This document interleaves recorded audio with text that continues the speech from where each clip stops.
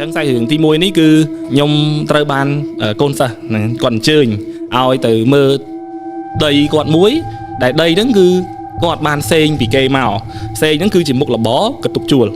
này cái tục chuột tại đây nó ngọt thơm mề vì ai vậy ban ha đây nó quạt xăng pu chỉ đây chỉ pi mà chỉ hiền nó cứ quạt xăng ở kia cái tục chuột hay mà chỉ hiền tiền ấy quạt tục chỉ vi nó sầm đạp ơi cái đạm mà tô này chuột này quạt đạm mà tô đã nhau là mỏ lụa và hất nhau ấy chẳng nó bóng chẳng cái tục nó khang khom nó cứ miên bầm pal cái tục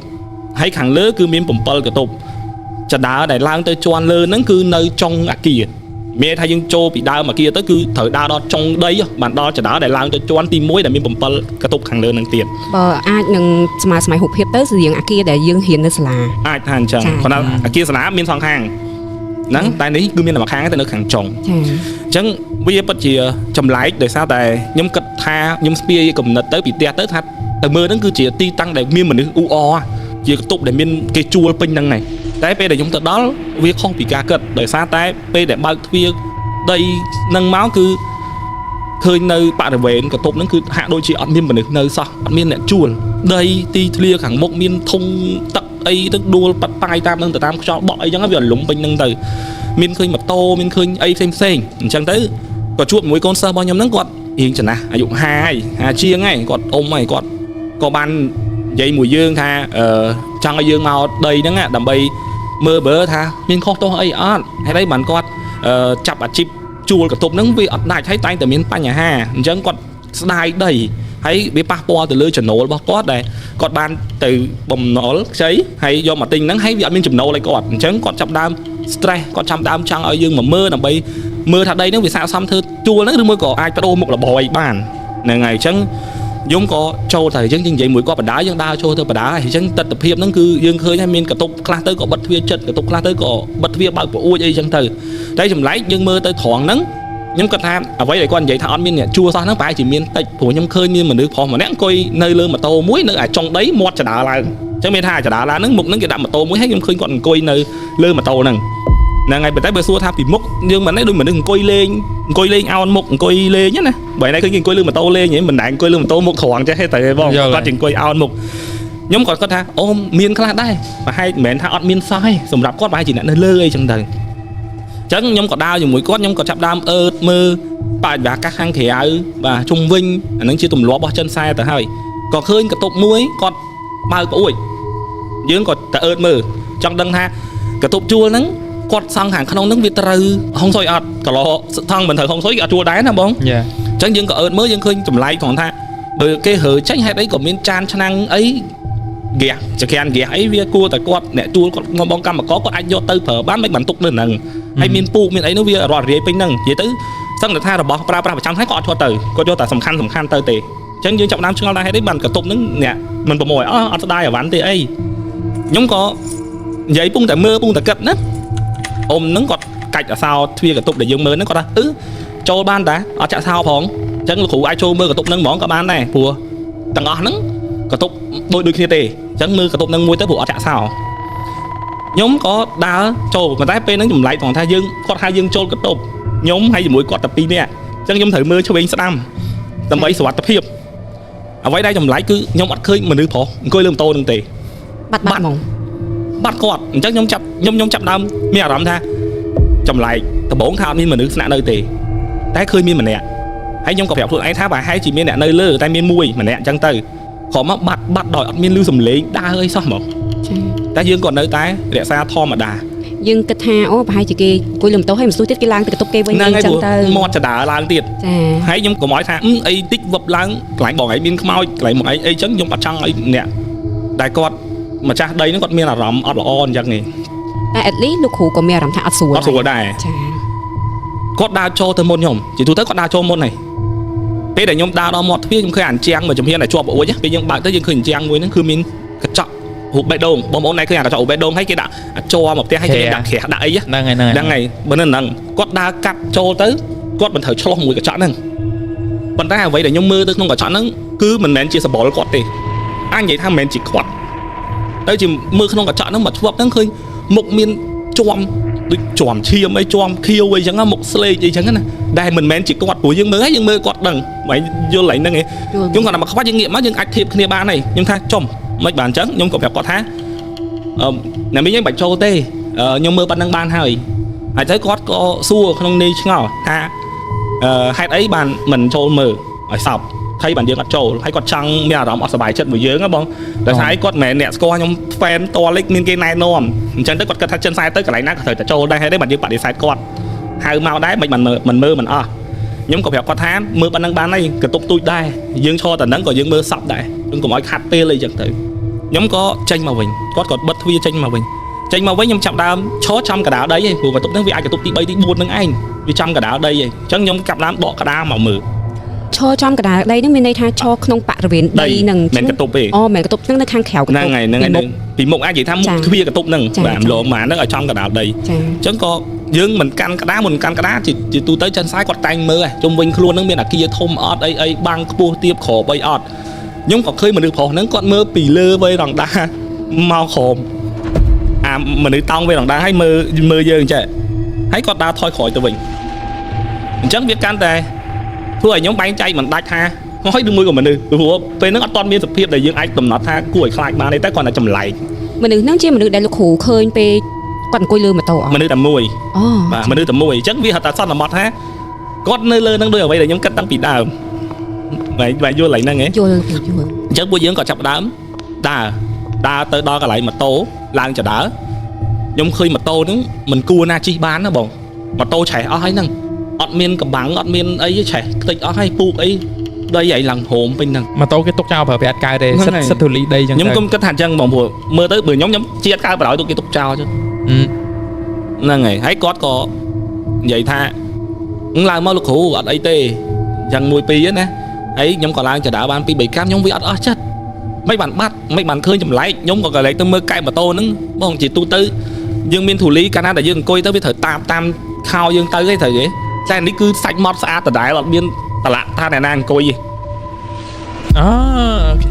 តន់អត់បាយតន់កែបហ្នឹងនៅលងនៅដីហូមអញ្ចឹងដដែលជាទូទៅតែយើងមានគេប៉ះវាត្រូវមានស្នាមអីទៅអត់មានទេសុំទោសកន្លែងហ្នឹងខ្ញុំស្មានតែកែបហ្នឹងលងអត់ទេវានៅដីហូមគាត់ហ្នឹងធម្មតាបន្លាដីទៅពេលយើងអង្គុយទៅវាស្នាមហើយស្នាមគូតខាងហ្នឹងហើយខ្ញុំកាន់តែថាម្ដងហ្នឹងបើដាក់បន្ទុកវិញវាដូច debate đó ខ្មោចឬក៏មិនខ្មោចហ្នឹងក៏ដល់កន្លែងហ្នឹងខ្ញុំគិតថាប្រហែលជាខ្មោចច្រើនខ្ញុំក៏ឡើងទៅដល់លើមើលពីមកកតុបទៅមកកតុបវាតែចម្លែកទៀតនៅក្នុងកតុបហ្នឹងគឺសតតែអវ៉ាន់អ្នកខ្លះនៅទាំងអស់ហ្មងដូចដងឡាយអំពូឡាយលក់អវ៉ាន់នោះអំពូមូលអីហ្នឹងចានៅមាននៅក្នុងកតុបហ្នឹងគេទុកចោលហើយខ្ញុំគិតថាបើអ្នកដែលគាត់ជួលគាត់លក់អាហ្នឹងវាត្រូវតែសំខាន់ហេតុអីបើគាត់មិនយកទៅតែអាហ្នឹងអាចគេខ្ជិលយកទៅឬមួយក៏គាត់យកអាបន្ទប់ទាំងអស់ហ្នឹងទុកអីវ៉ាន់របស់ម្ចាស់ទេអីចឹងអត់ទេគាត់ប្រាប់ថាកតុបហ្នឹងសតតែបោះគាត់ប្រាប់ទៀតកតុបអត់ហ្នឹងអាគ្រឿងអត់ហ្នឹងសតតែអ្នកជួលមុនអត់យកទៅអូខេហ្នឹងហើយអញ្ចឹងយើងក៏មិនបងអង្គយូរព្រោះកលៈទេសៈហ្នឹងវាដូចរៀងមិនសូវស្រួលអញ្ចឹងយើងក៏ឡើងដល់លើយើងចាប់ដើមទាញក្តារមើលម្ដងទៀតខ្ញុំមើលក្តារហ្នឹងយើងចាប់ដើមពវល់ចាប់ទិសចាប់អីបានហើយអញ្ចឹងខ្ញុំលឺបងនិយាយក្តារ2ដងក្តារហ្នឹងក្តារប្រភេទមិនដែរក្តារហ្នឹងសុយហ៎បងអាក្តារមើលទិសហ៎លេខញ៉ៃច្រើនអក្សរញ៉ៃលេខទុយអក្សរល្អិតព្រោះខ្ញុំសម័យមុនហ្នឹងគឺខ្មាក្តារដែលសដូចអត់ទេបងអញ្ចឹងចាំជួយដាក់រូបក្តារបែបចិនសែនហ្នឹងឲ្យគ្នាយើងបានស្រួលសម័យបាទអូខេអញ្ចឹងលើក្តារហ្នឹងវាមានអក្សរខ្លះទូចអក្សរខ្លះធំអញ្ចឹងយើងមើលហើយយើងត្រូវដល់អក្សរទូចយើងត្រូវយកមកចិត្តមើលថាអូអក្សរហ្នឹងវាមិនអីអញ្ចឹងណាពេលដែលខ្ញុំតម្លាក់ក្តារវិញខ្ញុំឃើញមនុស្សប្រុសហ្នឹងច្បាស់ហ្មង 100% ថាជាខ្មោចនៅក្រោមវិញហើយគាត់ស្រឡឹងមើលខ្ញុំពីក្រោមឡើងមកលើមិនគាត់ដូចមនុស្សដូចឈរមិនស្រឡឹងទេមកយល់ដូចឈរសំដៅចំពីមុខយើងហ្មងហើយដល់ពេលយើងស្រឡឹងមើលគាត់ទៅខ្ញុំទៅជាឃើញទឹកខ្មៅខ្ញុំអាចនិយាយបានថាខ្ញុំអាចនិយាយបានថាគឺខ្ញុំអាចនិយាយបានថាគឺជាឈាមដែលអាចហូរពីមុខគាត់មកលើដីហើយខ្ញុំក៏ស្វេស្វាខ្ញុំក៏ភ័យពេលហ្នឹងខ្លួនឯងភ័យដែរមិនអត់ភ័យទេព្រោះយើងខិចផងយើងខ្លាចផងខ្ញុំក៏បែរខ្លួនមកវិញមកខ្ញុំវាបែរទៅចំអាកញ្ចក់កតុបប្អួចដែលធ្វើពីក្រោយខ្ញុំដែលមានដងឡាយហ្នឹងហើយបងប្អូនដឹងហើយកតុបជួលកតុបទឹកអត់មានដបូលទេគឺឃើញតែជាងការ៉េចេះមកលើនេះឡើងតលើដបូលហ្មងអត់មានដបូលបានកតុបទឹកទេខ្ញុំឃើញតែធ្វើមកកណាត់ជើងនេះទេដួលផ្ងាក្រោយអង្គុយនៅលើអាកន្លែងជាងកតុបទឹកហ្នឹងផ្ងាក្រោយជុំក្នុងកតុបទឹកទាំងហ្មងឃើញមនុស្សអង្គុយនៅលើហ្នឹងហើយផ្ងាក្រោយទៅហ្មងខ្ញុំសម័យឃើញកតុបជួលវាមានរបៀបហាចែមានកម្ពស់រៀងហ្នឹងហើយជាងកតុបទឹកហើយមនុស្សអង្គុយនៅលើអាជាងកតុបទឹកហ្នឹងហើយផ្ងាចូលក្នុងកតុបទឹកយកប៉ុន្តែដោយសារតែយើងមើលតាមប្អួចខ្ញុំឃើញតែត្រឹមចង្គង់ត្រឹមនេះហេនេះអត់ឃើញខ្លួនទេតែឃើញដួលបោះជើងទៅចូលកតុបទឹកហ្មងដូចអារូបភាពពេលអុកស៊ីហ្សែនអង្គុយលើទូក ធ្លាក់ខ្លួនទៅ នឹង ថ្ងៃសេរីប៉ុន្តែអត់មានលឺសំឡេងក៏ដុកអីសោះហ្មងគាត់ដូចសម្ោចឹងផ្លឹកហើយខ្ញុំស្រែកហៅមីងហ្នឹងគាត់ចេញពីកតុបចុងដើមទីមួយមកគាត់ថាហ្នឹងកតុបកូនគាត់មានកូនគាត់មួយនៅហើយគាត់ថាកូនគាត់ហ្នឹងគឺចង់បែកផ្ទះនិយាយស្ដាប់គ្នាបានទៅចង់មកនៅក្រៅអញ្ចឹងគាត់ឆ្លោះគ្នាគាត់ថាបើថាចង់មកនៅក្រៅមកនៅហ្មងមក អូអញ្ចឹងសរុបមកអាគារហ្នឹងមាន គឺមានកូនគាត់មួយនៅ មានកូនគាត់មួយនៅទេតែសប្តាហ៍ថ្ងៃគាត់រស់នៅនឹងអត់ ឥឡូវហ្នឹង អត់ទេអត់មានបញ្ហា នៅគាត់នៅ អូចាចា ហើយអត់ដែរនៅមនុស្សអត់ដែរចូលផ្ទះហ្នឹងហើយហ្នឹងគាត់ក៏ប្រាប់ទៅគាត់ខ្ញុំគាត់ថាបងមកឲ្យចុះក្រោមទៅមិនបាច់នៅទេកន្លែងនេះអត់ល្អទេហើយដល់ពេលចុះតាមចដាហ្នឹងក៏និយាយប្រាប់គាត់ទៀតថាបងបើសិនជាខ្ញុំប្រាប់ថាទីតាំងមកឲ្យមានអរូបអត់ល្អបងឯងគិតមិនដែរបងឯងជឿអត់គាត់ក៏ប្រាប់ខ្ញុំថានិយាយតិចតិចលោកគ្រូបើនិយាយរឿងហ្នឹងកុំនិយាយក្នុងដីហ្នឹងឆ្លងទៅហាងកាហ្វេខាងមុខចាំនិយាយគ្នាហ្នឹងគាត់យើងក៏ចាប់ដើមថាអូក៏ប៉ិតដីហ្នឹងប្រកាសជាមានមែនហ្នឹងហើយគាត់ក៏រាយរាប់ប្រាប់យើងទៅថាដបងមកមានអ្នកជួលអីធម្មតាទេតែគាត់ផ្សេងពីគេមកហ្នឹងចាប់ដើមមានបញ្ហាគាត់ថាមានអ្នកឃើញអីប្រទេសផ្ដាស់នៅក្នុងហ្នឹងអីចឹងទៅគាត់ថាឡៃនេះខ្ញុំលឺគាត់និយាយឯងគាត់ថាអ្នកដែលគាត់ជួលហ្នឹងមានមួយហ្នឹងគាត់ជានិស្សិតហើយគាត់ជួលលក់កៅអៅអ្នកលក់អនឡាញ លក់កៅអៅអញ្ចឹងគាត់ត្រូវដាក់កាមេរ៉ា live អញ្ចឹងគាត់និយាយមកគឺដឹងថាកតុបហ្នឹងខ្ញុំថាបងកតុបដែលខ្ញុំឈរហ្នឹងមិនមែនគាត់ថាហ្នឹងហើយគាត់ថាពងត live អញ្ចឹងគេខមមិនថាបើឲ្យដក filter ខ្មោចនឹងចេញទៅពងតឡាយ ហ្នឹងហើយគេខមមិនហ្នឹងខមមិនអនឡាញ ខមមិនអនឡាញហ្នឹងហើយមានតែម្នាក់ហ្នឹងទេដែលគាត់ខមមិនថាបើឲ្យដក filter ខ្មោចនឹងចេញទៅពេលខ្លះអាចគេលក់អ្នកលក់លេង ហ្នឹងហើយខ្ញុំខ្លាចគេថាប៊ូលីអីចឹង ចាគាត់ក៏ចាប់ live គាត់ក៏ឆាតទៅម្នាក់ហ្នឹងថាអ្នកឯងឃើញអីគេព្រោះខ្ញុំអត់បានដាក់ filter អីទេគាត់ថាអត់ទេឃើញ filter មុខបងឯងហ្មងឡើងខ្មោចមុខខ្មោចគេលេងអីចឹងណាហើយខ្ញុំមើលហើយខ្ញុំថាអ្នកលក់អីឡើងអញ្ចឹងហើយខ្ញុំក៏ខមមិនថាដក filter នឹងចេញទៅដល់ពេលហើយគាត់ក៏ចាប់ដើមថាអូយកន្លោមានកីឡាអញ្ចឹងបងព្រោះមានតែម្នាក់ឯងមានតែមួយដែលគាត់លឺអ៊ំនឹងនិយាយគាត់សួរអញ្ចឹងគាត់ថាមានតែម្នាក់ហ្នឹងឯងដែលខមមិនអញ្ចឹងបើច្រើនអាហ្នឹងយើងអត់អីវិញតែគាត់ថាមានតែមួយតោះតែក្រោយមកគាត់ឡាយលក់ទៀតឡងមកទៀតគាត់ឡាយលក់ពងតែលក់អញ្ចឹងក៏អាវគេមិនត្រូវកនៅខាងក្រោយអីអញ្ចឹងត្រូវទេបងហ្នឹងហើយលើកមកលេខ1លេខ2អីអញ្ចឹងណាអញ្ចឹងគេដកគាត់ថាបងមិនមានគ្នាមិនមែនឃើញដៃនៅក្រោយពងលូកយកកៅអៅអូជួយហៀបឲ្យបានឲ្យទៀតគាត់ហើចេញហ្មងគាត់ថាស្អែកអត់ដល់ស្អែកទេទាំងយប់ហ្នឹងគឺគាត់អត់នៅគាត់ទេរកអ៊ំម្ចាស់ហើយទៅនៅផ្ទះអ៊ំម្ចាស់ខាងក្រោមហ្នឹងហើយគាត់ហើវ៉ាន់ចេញយកតាណាសំខាន់ទៅគាត់ទៅបាត់ចឹងសរុបមកនេះជាសាច់រឿងនៅក្នុងកតុបដែលគេចាក់ចោលអីវ៉ាន់ហ្នឹងទាំងមួយអត់មានយកសុបិតដងឡាយទៅដោយសារតែមានហេតុការណ៍នៅក្នុងហ្នឹងហើយចាហើយមានមួយទៀតគឺអ្នកជួលដែរប៉ុន្តែគាត់ជានារីគាត់ធ្វើការនៅភោជនីយដ្ឋានពេលយប់អញ្ចឹងគាត់ទៅដល់កន្លែងគេវិញម៉ោង2ម៉ោង3យកត្រូវយកត្រូវបាទអញ្ចឹងជាទូទៅគាត់តាឯងគាត់ជិះម៉ូតូគាត់ pass app អីចឹងណាអញ្ចឹងគាត់លូកដៃចូលប្រឡោះបាយដែរឃើញទ្វារមានប៉ាំងអាស័យគេចោះប្រឡោះដើម្បីលឿងលូកដៃចាក់សោយ៉ាហ្នឹងហើយរាល់ដងគាត់ចាក់បានតែថ្ងៃហ្នឹងគាត់ចាក់អត់បានគាត់លូកទៅគាត់រកសោអត់ឃើញណាបុចវែងប៉ះតោអត់បានគាត់ក៏អោតមើលចុះមនុស្សយើងមិនលូកចាក់មិនអោតអង្គុយមើលរហូតណាលូកចាក់ទ្រលាប់ដៃដល់ពេលគាត់លូកសោតបានគាត់ចាប់ដើមអង្គុយមើលថាសោនៅណាគេចាក់មិនគាត់ឃើញកណ្ដាលដីទាំងញប់ហ្នឹងដូចមានមនុស្ស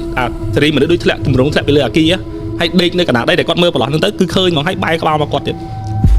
ហើយគាត់ឡើងទុនណាមិនយល់មនុស្សបតុនជង្គង់មើលហើយឡើងទុនខ្លួនអុកទឹកក្រោយខាងក្រោយដាច់ចកេះហើយគាត់ខលប្រាប់អ៊ីហ្នឹងថាអ៊ីមានអ្នកលោតអីចឹងឃើញចឹងខ្លាចគាត់អត់ដឹងថាកន្លោមានអ្នកខ្លះគាត់លោតអីចឹងគាត់ថាអត់មានទេគាត់ឲ្យគេចេញមកមើលអត់មានទេគាត់ថាស្វាំងភ្នែកអីចឹងខ្លាចថាគាត់ស្វឹងគាត់អីចឹងណាហ្នឹងគាត់ក៏រៀងសង្ស័យដែរតែគាត់សម្រួលអារម្មណ៍អីទៅក៏ទៅនៅធម្មតាគាត់ថានៅមួយរយៈក្រោយមកគាត់នឹងដដែល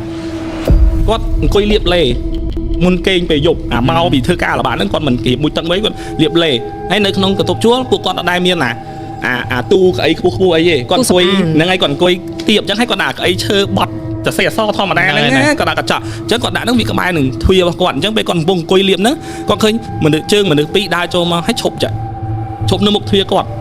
់ហើយអត់មានលឺសំឡេងដើរសម្រាប់អីទាំងអស់ឃើញតែសម្ងោជើងពីរឯងបែកសម័យចេញសម័យរបៀបថាពងលៀបហ្នឹងតែភ្នែកយើងដូចមានអីមួយអត់ទេគាត់មើលទៅឃើញហ្មងឃើញសមោដូចមនុស្សបាំងហើយព្រោះនៅខាងក្រៅហ្នឹងគេមានអំពូលសូឡាចាំងទៅយល់ឃើញរបៀបថាតុកគាត់នៅកែងទ្វារចាតុកគាត់នៅកែងទ្វារអញ្ចឹងគាត់បែរទៅកញ្ចក់គាត់ដូចបែរទៅទ្វារដែរគាត់ថាប្រឆិតទ្វារបន្តិចអញ្ចឹងហើយគាត់ឃើញចាហ្នឹងហើយអញ្ចឹងគាត់អត់មាត់ទេព្រោះគាត់ខ្លាចថាគាត់ស្អាតដែរអញ្ចឹងណាអញ្ចឹងគាត់ខ្លាចថាមានអ្នកគេចង់ធ្វើបាបគាត់ស្អីគាត់លឺសំឡេងមនុស្សដើរឡើងចដើរឈប់ឡើងមកហ្នឹងគាត់ក៏បើកទ្វារព្រោះគាត់ថាមានមនុស្សហើយអញ្ចឹងគាត់បើកទ្វារដើម្បីរកគ្នាយ៉ាងហោចដែរឃើញមនុស្សសុបាយចិត្តណាបងបើកទ្វារមកគឺអាមកវឹបមកប្រឡោះប៉ុណ្ណឹងគាត់ឃើញមនុស្សប្រុសហ្នឹងឈរពីមុខគាត់ហ្នឹងមកក្តារមុខហ្មង គឺបាក់គាត់អត់មកវិលមកវិញតែម្ដងប្រវិចកៅតែមួយឯងទៅបាត់អ៊ីហ្នឹងអ្នកប្រមូលអាវ៉ាន់ឲ្យទៅទៀត យើងឈុតធំកដាមុខមករហូតហ្មង តែគាត់មានប្រាប់ថាឃើញក្នុងសលៀមពាក់បែបណា ជាផងតែអាយាយអាយកណាត់អាវលេវយើងអាវលេវយើងដូច មកជួ ហ្នឹងហើយអាយកណាត់យើងហ្នឹងណាអាយកណាត់ចឹងប៉ុន្តែអាសាច់មានកន្លាតែក៏ខិចហ្នឹងហើយវាមានដាច់វាមានលហែកអីចឹងទៅ ប្រឡាក់អីចឹងទៅ ហើយអាគាត់ឃើញឈរហ្នឹងហើយមិនអស់ចិត្តទៀតអាឃើញមកវប់ហ្នឹងអាដូចមនុស្សអួតឈាមណាខ្ជាក់ឈាមចុះមកអាហៀឈាមមកប្រាក់ អូដូចក្នុងរឿង តែឡានហ្នឹងតែខ្ញុំគិតញ័រដៃជួបខ្លួនឯងខ្ញុំជួបតែពេលនៅក្រោមមើលហ្នឹងមកឃើញតក់តែហូរពីមាត់មកហ្នឹងខ្ញុំញ័រដៃឃើញផ្ទាល់ទេប៉ុន្តែអ៊ំហ្នឹងគាត់ប្រាប់ថាកូនស្រីហ្នឹងប្រាប់គាត់ថាគួយជឿហូរមកហ្មងហើយគាត់ស្រែកបិទទ្វារទាំងទៅក៏ស្រែកផ្អើទៅក៏មានអ្នកចិត្តហ្នឹងគេចេញមកជួយមើលក៏ទុបជាប់ហ្នឹងអញ្ចឹងណាគាត់ក៏ហើចេញគាត់អត់មកអីទាំងអស់គាត់ហើចេញហើយគាត់ក៏ប្រាប់អ៊ំហ្នឹងតាមក្រោយទៅអ៊ំហ្នឹងក៏ជួយមកហើអាវ៉ាន់ខ្លះទៅគ្រឿងកញ្ចក់គ្រឿងគិតមើលអីខ្លួនគាត់ហ្នឹងគាត់ដឹកឲ្យទៅជួយហើឲ្យកុំឲ្យអត់យកអីសោះអញ្ចឹងណាក្រោយមកទៅក៏មានអ្នកមកនៅហើយអត់កើតទៅគេអត់មាត់អត់កបងគេហ្នឹងហើយគេអត់និយាយអីទាំងអស់ហ្មងគេទៅហ្មងតែមើលវិលមករឿងខ្លួនគាត់បើកូនគាត់វិញមកនៅហ្នឹងគឺគ្រោះថ្នាក់រហូតគាត់ដើរយប់អត់សូវចូលផ្ទះទេអត់ស្ដាប់ដល់គ្នាស្ដាប់គាត់អញ្ចឹងណាតែបើពេលដែលគាត់មកគឺពេលដែលគាត់មានបញ្ហារបួសអាចដួលកលិតដៃកលិតជើងអីមិនគាត់មកអញ្ចឹងទៅគឺអាសាហ្មងតែឲ្យទៅផ្ទះអត់ទៅទេហើយបើឪពុកប្តីរបស់អ៊ំស្រីហ្នឹងគាត់ចូលចិត្តមនុស្សចាស់ដែលចូលចិត្តថែផ្ទះជួលហ្នឹងហ្មងយល់អត់ឃើញពូលដាច់អាឡុងគាត់ឡើងទៅធ្វើមនុស្សហ្នឹងអត់ស្ងៀម និយាយទៅអត់ចេតនា ហ្នឹងហើយអត់ចេតនា ចំណាប់ និយាយទៅគាត់ថ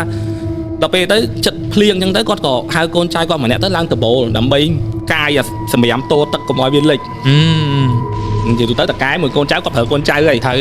ើយបាឲ្យស្អាតអីចេះកូនចៅហ្នឹងក៏ចេះតែបាមានស្លឹកឈើមានអីអញ្ចឹងណាគាត់ក៏បាមកថាបងមិនសតតែសក់អញ្ចឹងសោះតែសក់ឃើញសក់ហ្នឹងហើយដែលធ្វើឲ្យពូហ្នឹងគាត់ឆ្ងល់ថាសក់វាមិនដែរមកលើហ្នឹងគាត់គិតក្នុងចិត្តណាគាត់ថាអូអញលក់អត់មានអ្នកជួកតុបហ្នឹងមានអ្នកយកសក់មកធ្វើអំពើបិទតាអូបែរជាគិតអញ្ចឹងគាត់សុបឲ្យខ្ញុំគិតដែរ ហើយវាអាចមានអាគារចិត្តនឹងរៀងខ្ពស់ជាងហ្នឹងគេបោះមកពីលើអីគេថាបានគាត់ក៏ចាប់អាសក់ហ្នឹងយកមកមើលគាត់ទៅលើកមកហ្នឹងធំស្អុយគាត់បោះចោលទៅសក់វែងសក់ខ្លីគ្រូខ្លីដូច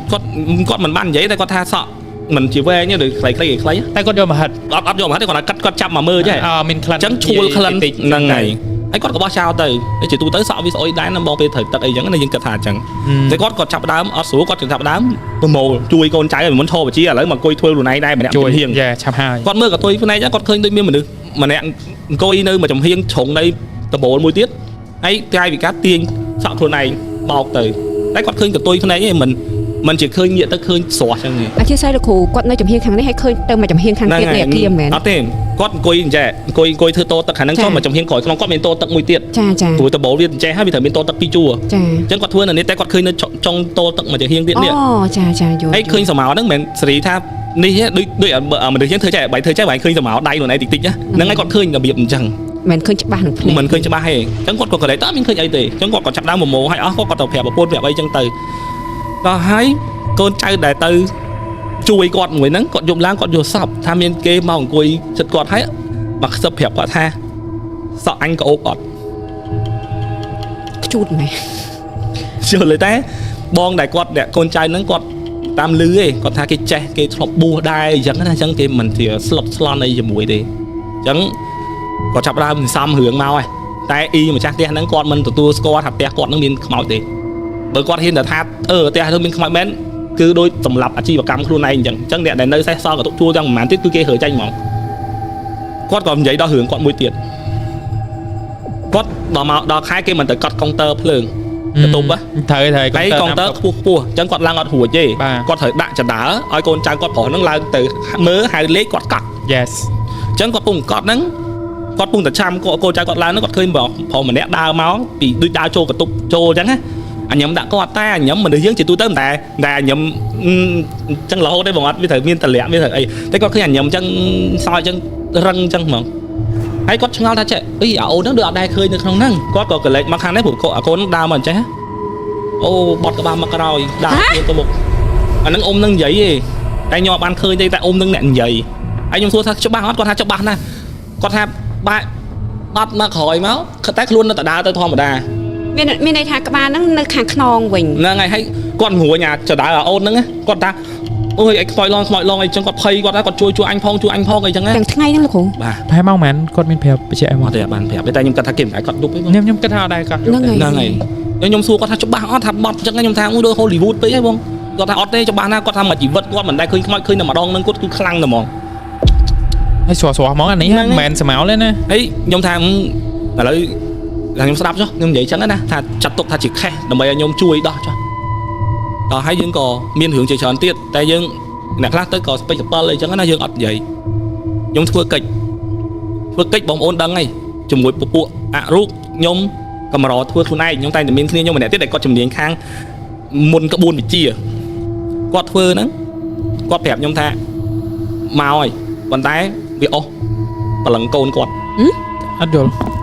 សេរីគាត់ឃើញខ្មោចហ្នឹងដើរចេញមកបង្ហាញរៀងចេញមកប៉ុន្តែដៃអស់ជើងកូនគាត់ កូនគាត់តែនៅកតុបនៅហ្នឹង ប៉ុន្តែកូនគាត់នឹងអង្គុយធ្វើពិធីឯង ហា អញ្ចឹងបានគាត់ទៅសម្រាប់ថាខ្មោចហ្នឹងគឺសកត់យកបលឹងចិត្តយកបានកូនគាត់ហើយ អូសាហាវមែន តែគ្នាខ្ញុំឃើញហ្នឹងគឺគាត់អ្នកប្រាប់អញ្ចឹងថាឃើញអស់ជើងហើយដូចមនុស្សស្លាប់ហ្នឹងមកយល់អស់តែជើងមកហើយគាត់ថាតិចទៀតទៅហើយទៅក៏អ៊ំនឹងប្រាប់ថាគ្រោះថ្នាក់រហូត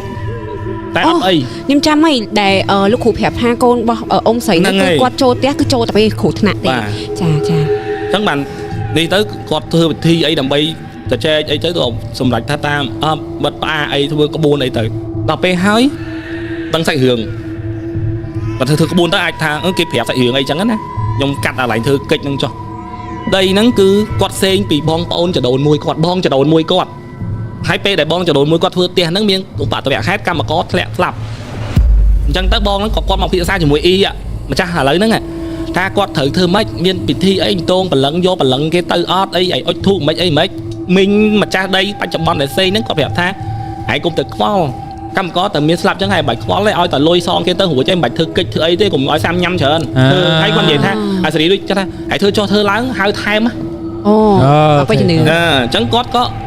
អត់ធ្វើទៅ ត្រូវព្រោះធ្វើនេះបានន័យថាអាកាសដ្ឋានហ្នឹងវាញ៉ៃច្រើនបាទហូបភ្ញៀវបាទ មិនធ្វើឲ្យអស់ទៅជាហៅថែមហើយអញ្ចឹងគាត់មនុស្សអត់ដែលមានបទពិសោធន៍ហ្នឹងគាត់ស្ទាក់ស្ទើរគាត់ក៏មិនធ្វើដល់ដំបងម្ចាស់ដីមុនហ្នឹងគឺគេមានសកុនមានអីអញ្ចឹងទៅអញ្ចឹងគេនៅរស់ស៊ីបានធម្មតាតែគ្រាន់តែលឺលៀងថាមានអ្នកថែតែអត់ដល់ថ្នាក់ហ្នឹងទេតែដល់ពេលគាត់ចូលមកនេះគឺធ្ងន់ហ្មងធ្ងន់ត្រឹមគាត់សេងយកមកតហ្នឹងហ្មងនិយាយទៅលងតតបានណាលងម្ចាស់ដែលគំនុំហ្នឹងតតបាន លងជប់លងម្ចាស់គំនុំមិនស្ដៅ ត្រូវបានធ្វើបុណ្យប៉ុន្តែដោយសារតែម្ចាស់ផ្ទះរងថ្ងៃនេះឲ្យយោបល់ថាកុំធ្វើ យល់ហើយ មុនគាត់ទិញដី ហ្នឹងហើយ ហ្នឹងហើយអញ្ចឹង ចឹងបានគាត់និយាយខ្លួនឯងថាអូយទីបំផុតមកលងគាត់តតបាន តន់ តន់ខឹងដោយសារតែពេលហ្នឹងម្ចាស់ផ្ទះចាស់ហ្នឹងគាត់ត្រូវធ្វើបន់ឲ្យហើយ បាទ ហើយដល់ពេលបងប្អូនរបស់ម្ចាស់ផ្ទះហ្នឹងជាអ៊ីដែលជាម្ចាស់ដីសពថ្ងៃហ្នឹងគាត់និយាយប្រលួងថាមិនធ្វើទេដល់ពេលគាត់សេងយកទៅម្ចាស់កម្មពៀហ្នឹងក៏មករហរឿងវិញ ហ្នឹងហើយអញ្ចឹងបានគាត់ចង់ក្រោយហ្នឹងគាត់ក៏យល់ពាក្យគេបញ្យល់ថាអូអាហ្នឹងម្ចាស់កម្មពៀអីចឹងបានយល់ទៅតាមក្រោយចឹងចាំមកធ្វើបុណ្យណាកុំភ្លេចជប់ផ្សាយបុណ្យដល់ម្ចាស់កម្មពៀផង ហ្នឹងហើយចូលចេះបងសាច់រឿងនេះអត់នៅ អស់ហើយបងប៉ុណ្្នឹងឯង តែប៉ុន្តែបើយើងឡាយអញ្ចឹងប្រហែលជាពួកគាត់មានចម្ងល់អីយើងសួរភ្លាមដើម្បីឲ្យគាត់អស់ចម្ងល់អញ្ចឹងណាបាទហើយមួយទៀតពេលដែលសាច់រឿងបងខ្ញុំតាមចំណាំមើលតែសាច់រឿងបងរៀងហៅពេកគេជេរតែអធិការទេថាអាបោក ទាំងអស់ហ្នឹងបងទៅថា អីវ៉ាន់ថ្មីអីចឹងតែខ្ញុំមិនយល់ស្ដាប់ការកំសាន្តទៅ ចង់និយាយថាបើឲ្យសួររកផោះតាងតតអ្នកបានឃើញចង់មានហ្វេនខ្លះគាត់ឃើញគាត់ប្រាប់តាគាត់ដល់ម្នាក់ជួបបានដឹងថាមានខ្លាំងជាងនឹងទៀតអញ្ចឹងទៅ ហើយចេះខ្ញុំចាប់អាកន្លែងនេះមួយចង់សួរមកឯងយូរឯងតាំងពីបាយចូលកម្មវិធីតុកភ្លឺ background ងឹតលើកដំបូងបើឯងតែងតែថាមានដៃគូបែបមន្តអាគមបែបខ្មែរដៃគូសហការប៉ុន្តែបើអាចដែរលើកយកមកនិយាយថាគាត់ណាគេឬមួយក៏អាចអញ្ជើញគាត់ឡើងចែកម្លែកបានខ្ញុំគិតថាទស្សនិកជនដែលកំពុងទស្សនាក៏មានចម្ងល់កន្លែងហ្នឹងដែរ ចា កំពុងប្រលួង អត់ព្រមទេអត់ទេបើពីពួកខ្ញុំអាចរក្សាការសម្ងាត់ឲ្យបានដោយអត់ចេញមុខអត់ឃើញព្រោះខ្ញុំក៏ធ្លាប់មាន ចាំមើលខ្ញុំចែកមួយគាត់ទៅតែបែរគាត់សូម្បីតែ Facebook ក៏គាត់អត់មានណា អូ តែគាត់លបាក់ប៉ិនខ្ញុំដែរប៉ុន្តែមនុស្សដែលគាត់លះអស់ហ្មងមិនយល់អត់ គាត់ខាងរបៀបជាខាង ដោះ អបិជំនឿបែប ហ្នឹងហើយដោះក្បួនវិជា ចាអញ្ចឹងសម្រាប់បងដែលគាត់កំពុងទស្សនាអេពីសូតនេះបើសិនជាបងចង់ជួបជាមួយនឹងដៃគូរបស់លោកគ្រូចិនសែដែលគាត់លើកមកនិយាយរហូតកុំភ្លេច comment ប្រាប់នៅខាងក្រោមនេះផងដើម្បីជាកម្លាំងចិត្តដើម្បីឲ្យលោកគ្រូចិនសែគាត់ធ្វើការ invite គាត់ឆ្ងាញ់ណាបង ព្រោះសាច់រឿងភាគច្រើនគឺតែងតែមានវត្តមានរបស់គាត់បញ្ចប់រហូត តែងតែមាន បាទ អញ្ចឹងប្រហែលជាគ្នាយើងមានចម្ងល់ថាគ្រូចន្ទសាយចេះថានិយាយមកអាប់ទូអ អ ង ត់ទេ មក ទេ គាត់មិនដឹងអញ្ចឹងណា ចា ហើយក៏ខ្ញុំពីខ្ញុំទៅខ្ញុំអាចបើបងទៅប្រឡងបាន យើងអាចជាលាក់មុខដូចដែលយើងក៏មានគ្រូខ្មែរលើកមុនដែរឡើងមកគឺអត់ឃើញមុខធានាមកអត់ឃើញមុខហ្មងយកតែសម្លេងឯង ក៏ប៉ិតខ្ញុំប្រលួងគាត់ទៅខ្ញុំថាចេះឡើង2នាក់ខ្ញុំហ្មងមកបើអត់ចង់មកម្នាក់ឯង ហ្នឹងហើយ គាត់អត់ហ្មងមកយល់គាត់អត់ហ្មង លើបើឯងចេះវិញថាខ្ញុំផ្ដាំផ្ញើអញ្ជើញគាត់ហើយខ្ញុំរក្សាការសម្ងាត់ឲ្យ ណែចាំមើលខ្ញុំសាក តែធានាថាសម្ងាត់ឲ្យ ហ្នឹងហើយចាំមើល ព្រោះយើងក៏ធ្លាប់មានបទពិសោធន៍រក្សាការសម្ងាត់ជូនគាត់ចឹងហើយយើងមានវីដេអូនឹងស្រាប់ យកគាត់មើល ហ្នឹងហើយយើងឃើញតែខ្មៅហើយឃើញស្នាមច្រមុះ អត់ទេគាត់ខ្លាំងណាស់បងគាត់និយាយមួយខ្ញុំពេលខ្លះខ្ញុំឡើងអត់ជឿគាត់ណាមិនអ្នកស្គាល់ឡើងខ្ញុំអត់ជឿគាត់ថាអានឹងមែនតែនណា ពួកអីគាត់ធ្វើការជាលក្ខណៈលក្ខណៈថាម៉េចលោកគ្រូ ដូច នេះសុំទោស ខាង ខ្លាច ផ្លូវងឹតហ្មង ខាងផ្លូវងឹតអញ្ចឹងធម្មតាគាត់ជួបជាមួយរឿងនឹងច្រើនអញ្ចឹងគាត់មានរឿងអីដែលត្រូវចែករំលែកដើម្បីឲ្យបងដែលគាត់ជាទស្សនិកជនរបស់តុកភ្លឺបេក្រានងឹតបានយល់បានដឹងពីបញ្ហាហ្នឹងកាន់តែខ្លាំងជាងមុនទៀតចាហើយឥឡូវបកត្រឡប់មកសាច់រឿងទី1របស់លោកគ្រូគឺលោកគ្រូគាត់បាននិយាយពីសាច់រឿងហើយអញ្ចឹងបងទាំងអស់គ្នាអាចដាក់ចំណងជើងនៅខាងក្រោម comment លើ បាន yes អញ្ចឹងអ្នកនរគ្នាអាចដាក់ចំណងជើងបានប៉ុន្តែខ្ញុំក៏ចង់ដឹងថាបើសិនជាចារិនដាក់ចំណងជើងអីនៅសាច់រឿងទី1នេះ ខ្មោចប្រុសខ្ជូតច្រឹកស៊ីកណា អូយ ឥឡូវលោកគ្រូចិនសាយគិតថាគួរដាក់ចំណងជើងអីសម្រាប់ខ្លួនឯងនៅសាច់រឿងទី1 មកខ្ញុំដាក់ថាដីបន្ទប់ជួលប៉ុណ្្នឹងឯងនឹងមានអី បន្ទប់ជួល អធិការ ជប់ខ្ញុំភ្លេចគិតដែរបើដាក់ក្នុងរោងកុនណាមានបន្ទប់ជួល មានមាន អូលយ មានបន្ទប់ជួលហើយផ្លាកអាលេខទូរស័ព្ទមកមានបន្ទប់ជួលហើយអាហ្នឹង poster ហ្មង វ៉ាវ អញ្ចឹងសាច់រឿងទី1នេះគឺខ្ញុំឲ្យឈ្មោះថាមានបន្ទប់ជួលយ៉ារិនខ្មោចប្រុសខ្ជូតចរិតស៊ីម៉ាបន្ទប់ជួល ដូចសារតែខ្ញុំតែអញ្ចឹងគេយល់សពជាសក់ខ្ញុំក៏អូបអត់ហើយទៅពេលគេឡងបែបលក្ខណៈថាមុខសងាក្រោយ តែមានអារម្មណ៍ដូចស៊ូប៊ីច្រើនជាង ហ្នឹងហើយអូខេឥឡូវបងទាំងអស់គ្នាបានស្ដាប់ជាមួយនឹងសាច់រឿងលោកគ្រូចិនសែម៉ងជាសាច់រឿងទី1ហើយអញ្ចឹងឥឡូវកុំឲ្យខាត់ពេលយូរយើងចូលដល់សាច់រឿងទី2 ហើយសុំថែមបន្តិចមុននឹងសាច់រឿងទី2ខ្ញុំជឿជាក់ថាអ្នកនរគ្នាប្រហែលជាសប្បាយស្ដាប់ហើយដោយសារត្រឹមតែសាច់រឿងទី1នេះណាំងមហោមហាវែងណាំងជក់30នាទី40នាទីឯគ្រាន់តែរឿងទី1អញ្ចឹងនៅសល់3រឿងទៀតអ្នកនរគ្នាសប្បាយស្ដាប់មែនតើអញ្ចឹងបើចូលសប្បាយស្ដាប់កុំភ្លេច comment បេះដូងប៉ប៊ីតង ដើម្បីកម្មវិធីរបស់ពួកយើងមាន season ទី6 ទៀត អើយ5នេះគឺតែបាន2អូខេតើ ឥឡូវយើងចូលមកដល់សាច់រឿងទី2របស់លោកគ្រូចិនសែម៉ងផ្ទាល់តែម្ដងបាយប្រហែលចំណងជើងឲ្យគេដូចលើកមុនដែរ ហ្នឹងហើយឥឡូវរឿងនេះនៅកន្លែងលក់ដូរវិញគាត់ហ្នឹង fan ដែល fan ទាំងហុងស៊ុយហ្នឹងហើយពេលខ្ញុំឡើងអបិសទី1ហើយក៏ fan ដែរគាត់ហ្នឹងហៅខ្ញុំទៅផ្ទះគាត់នៅខេត្តតែអត់និយាយខេត្តណាគាត់នៅទីរួមខេត្តហើយគាត់បើកមិនទីរួមខេត្តទេទីប្រជុំជន តែអាចបញ្ជាក់ជាបានប្រហែលជាប្រហែលម៉ោងពីពេញ ជីដែរបង 10ម៉ោង8ម៉ោង អត់ទេប្រហែលជា3ម៉ោង 3ម៉ោងចែកជីដែនអូខេ3ម៉ោងជីដែនអញ្ចឹងស្មានទាំងអស់គ្នាសំបីខ្ញុំក៏អត់ដឹងហើយស្មោះត្រង់ ហ្នឹងហើយ បាទតោះចូលទៅ ទៅដល់ផ្ទះគាត់លក់កាទៀវអ្នកនៅលក់កាទៀវនៅទីប្រជុំជនហ្នឹងណាតែផ្ទះគាត់ហ្នឹងរៀងគេថាបើមើលមករៀងមុខសំណំជាងគេរៀងមានជាងគេ ព្រោះនៅផ្លូវជាតិ បាទតែផ្ទះហ្នឹងផ្ទះជួលទេ ផ្លូវជាតិឬក៏មិនបង ផ្លូវជាតិរបស់យើង អូខេផ្លូវ ផ្ទះលក់កាទៀវ ផ្លូវជាតិ ពីរល្វែងផ្ទះទំហំតែធ្វើមកពីរល្វែងតែគេទលុះចូលគ្នាអញ្ចឹង តកៅអីឈើតុកឈើធំ ហ្នឹងហើយហើយផ្ទះហ្នឹងមើលនិយាយទៅមកទីប្រជុំជនហ្នឹងហាងកាទៀវលយជាងគេមើលមកថ្មីស្អាតហ្មងអ្នកចូលសតតែអ្នកមាននៅហ្នឹងអីចឹងទៅ អ្នកឆ្លងកាត់ផ្លូវហ្នឹងដែរ អាចមានចឹងដែរអញ្ចឹងគាត់ហៅខ្ញុំទៅគាត់ឃើញខ្ញុំគាត់អូគាត់រាក់ទាក់អីចឹងណាបានជួបក្រៅអីចឹងណាតែគាត់ក៏ប្រាប់ហ្មងគាត់ថាគាត់អញ្ជើញខ្ញុំមកហ្នឹងអត់ចង់មើលអីហុងស៊ុយអីទេគាត់ចង់ដឹងថាតើជំនាញផ្ទះគាត់ហ្នឹងយាយហ្នឹងមែន ចង់បញ្ជាក់ ចង់បញ្ជាក់ថាជំនាញផ្ទះគាត់ហ្នឹងយាយហ្នឹងមែនព្រោះបុគ្គលិកគាត់នៅក្នុងកូនចៅគាត់អ្នករត់ទាវលក់ទាវហ្នឹងគឺឃើញឡើងគ្នាឡើងខ្លាចអ្នកខ្លាចនៅអត់កើតនៅសុទ្ធតែអ្នកស៊ំឡើងដល់ថ្នាក់ថាយាយហ្នឹងដូចសមាជិកនៅក្នុងកន្លែងលក់កាទៀវហ្នឹងហើយអញ្ចឹងគាត់ប្រាប់អញ្ចឹងគាត់ប្រាប់ត្រង់ហ្មងដល់ពេលអញ្ចឹងយើងក៏អត់មានសួរនាំអីដែរហើយមានបុគ្គលិកគាត់មួយមកគាត់ថាអូលោកគ្រូឯងបានមកហ្នឹងបើមិនឃើញខ្ញុំថាចម្លែកអង្គុយលាងចានឃើញគាត់ដើរអញ្ចឹងឃើញឡើងខ្ញុំលែងខ្លាចហើយហ្នឹង ដូចសមាជិកនៅក្នុងផ្ទះហើយ តែជំនាញផ្ទះអញ្ចឹងម្នាក់អត់សូវខ្លាចទេព្រោះជំនាញផ្ទះគេជួយថែរក្សា អត់ទៅខ្លាចទេអញ្ចឹងគាត់ចង់ឲ្យខ្ញុំបញ្ជាក់អញ្ចឹងគាត់ដើរមើលអញ្ចឹងយើងឆ្លៀតមើលហុងស៊ុយគាត់ដែរទៅណាយើងមើលពីកន្លែងលក់ពីឡើងដល់ជាន់ទី1ហ្នឹងគឺកន្លែងដែលគាត់ឲ្យកម្មករគាត់គេងបុគ្គលិកឡើងដេកចឹងណាអញ្ចឹងវាអត់សូវល្អវាមិនសូវស្អាតហ្មងទេឲ្យតែបានវែកប្រឡោះដេកបានដេកហើយជាន់ទី2ជាន់ផ្ទះគាត់ជាន់គ្រួសារគាត់នៅអញ្ចឹងគាត់មានដេកស្អាតបាតអីអញ្ចឹងទៅជាលក្ខណៈផ្ទះនៅជាន់ទី2ហ្នឹងជាន់ដបូលគឺគាត់លហចោលអញ្ចឹងលើហ្នឹងគាត់អាចមានទុកអវ៉ាន់តិចតួចអីអញ្ចឹងទៅឬមួយក៏លើហ្នឹងជាទូទៅគឺកូនចៅគាត់ពេលល្ងាចគាត់ឈប់លក់កូនចៅរួយដៃឡើងទៅអង្គុយលើហ្នឹងចុចទូរស័ព្ទ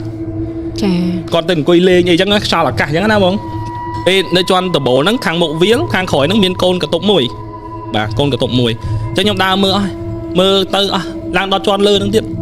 ក៏អត់ឃើញមានយាយហ្នឹងដែរនិយាយទៅគឺខ្ញុំប្រាប់ថាអត់ឃើញហ្មងខ្ញុំអត់ឃើញហ្មងខ្ញុំវាចម្លែកខ្ញុំចឹងខ្ញុំប្រាប់ថាពេលខ្លះវានិស័យកន្លែងខ្លះពេលខ្លះខ្ញុំឃើញកន្លែងខ្លះខ្ញុំអត់ឃើញទេដល់ខ្ញុំបែរមកជាទូទៅយើងដើរដល់វាលខាងមុខហ្នឹងយើងមិនមើលចុះមកផ្លូវអញ្ចឹងណាបងហ្នឹងហើយអញ្ចឹងយើងនិយាយមួយគាត់ឲ្យអស់ហើយដាក់អីឲ្យអស់យើងក៏បែរមកយើងចំជាមួយនឹងអាកតុបដាក់អវ៉ាន់ហើយចាក់សោក្រៅគាត់ក៏ប្រាប់យើងថាកតុបហ្នឹងគឺជាកតុបដាក់អវ៉ាន់របស់ម្ចាស់ផ្ទះដែលគាត់ជួលហ្នឹងហើយក្នុងហ្នឹងគឺប្រភេទគ្រឿងឈើខែឈើក្បាលខែឈើក្អីឈើធ្ងន់ដែលរបស់ឈើដែលគាត់ខានប្រើយូរគាត់យកមកស្តុកនៅហ្នឹងអញ្ចឹងពេលគាត់ជួលឲ្យបងមកកូនសិស្សខ្ញុំហ្នឹងគាត់អត់មានកន្លែងយកទៅគាត់សុំមកកតុបហ្នឹងដើម្បីស្តុកឈើហ្នឹងអញ្ចឹងទៅគ្រឿងសាររំបាទចុះបងឲ្យដឹងអាហ្នឹងវាធ្ងន់ហ្នឹងហើយអញ្ចឹងធ្ងន់អញ្ចឹងបងម្ចាស់ផ្ទះដែលជួលនេះគាត់ខ្លាចបាត់អវ៉ាន់គាត់ថាអញ្ចឹងថ្ងៃដាក់ទៅខ្ញុំឲ្យកតុបហ្នឹងមួយចាក់សោឲ្យយកកូនសោទៅខ្លួនឯងចុះ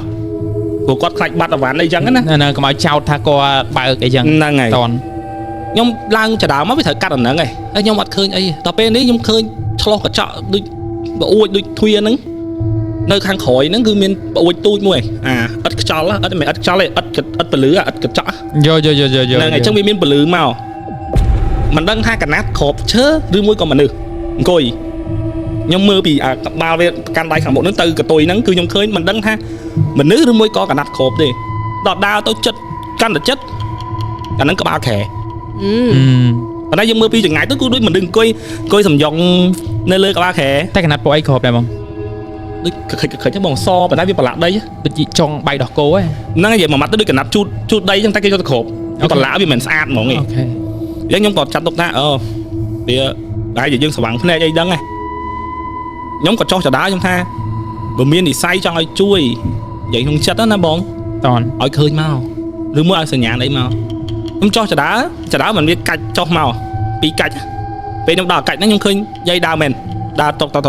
មនុស្សចាស់ពេលអាវវាក្លៀកអាវផ្កាទុយខោខ្មៅសាច់អាឡងហើយដើរសេរីដូចឆ្លាស្លន់រអវ៉ាន់តែដើរកាត់ចដានឹងបាត់បើហើយជាអាយុប៉ុន្មានដែរចាស់ហើយចិត្តជាងដើរកោងញ័រម៉ាយដល់ពេលហើយខ្ញុំក៏ប្រាប់ថាខ្ញុំឃើញមានម៉ាម្នាក់ខ្ញុំឃើញមានយាយម្នាក់ដើរក្នុងផ្ទះមិនដឹងថាសមាជិកគ្រួសារបងឯងឬមួយក៏មិនទេប៉ុន្តែក្នុងរូបភាពស្លាស្លន់ដឹងរកអីអត់ដឹងរកអីទេដើររកដូចមនុស្សស្លន់ដើររកអវ៉ាន់អញ្ចឹងហើយមនុស្សចាស់យើងសម័យមើលតុកដើរឆ្វេងស្ដាំណាហើយក៏ផុតទៅខ្ញុំក៏ចាប់ដើមយកក្រូចកូនខ្ញុំមកតេះហ្នឹងដាក់ធូប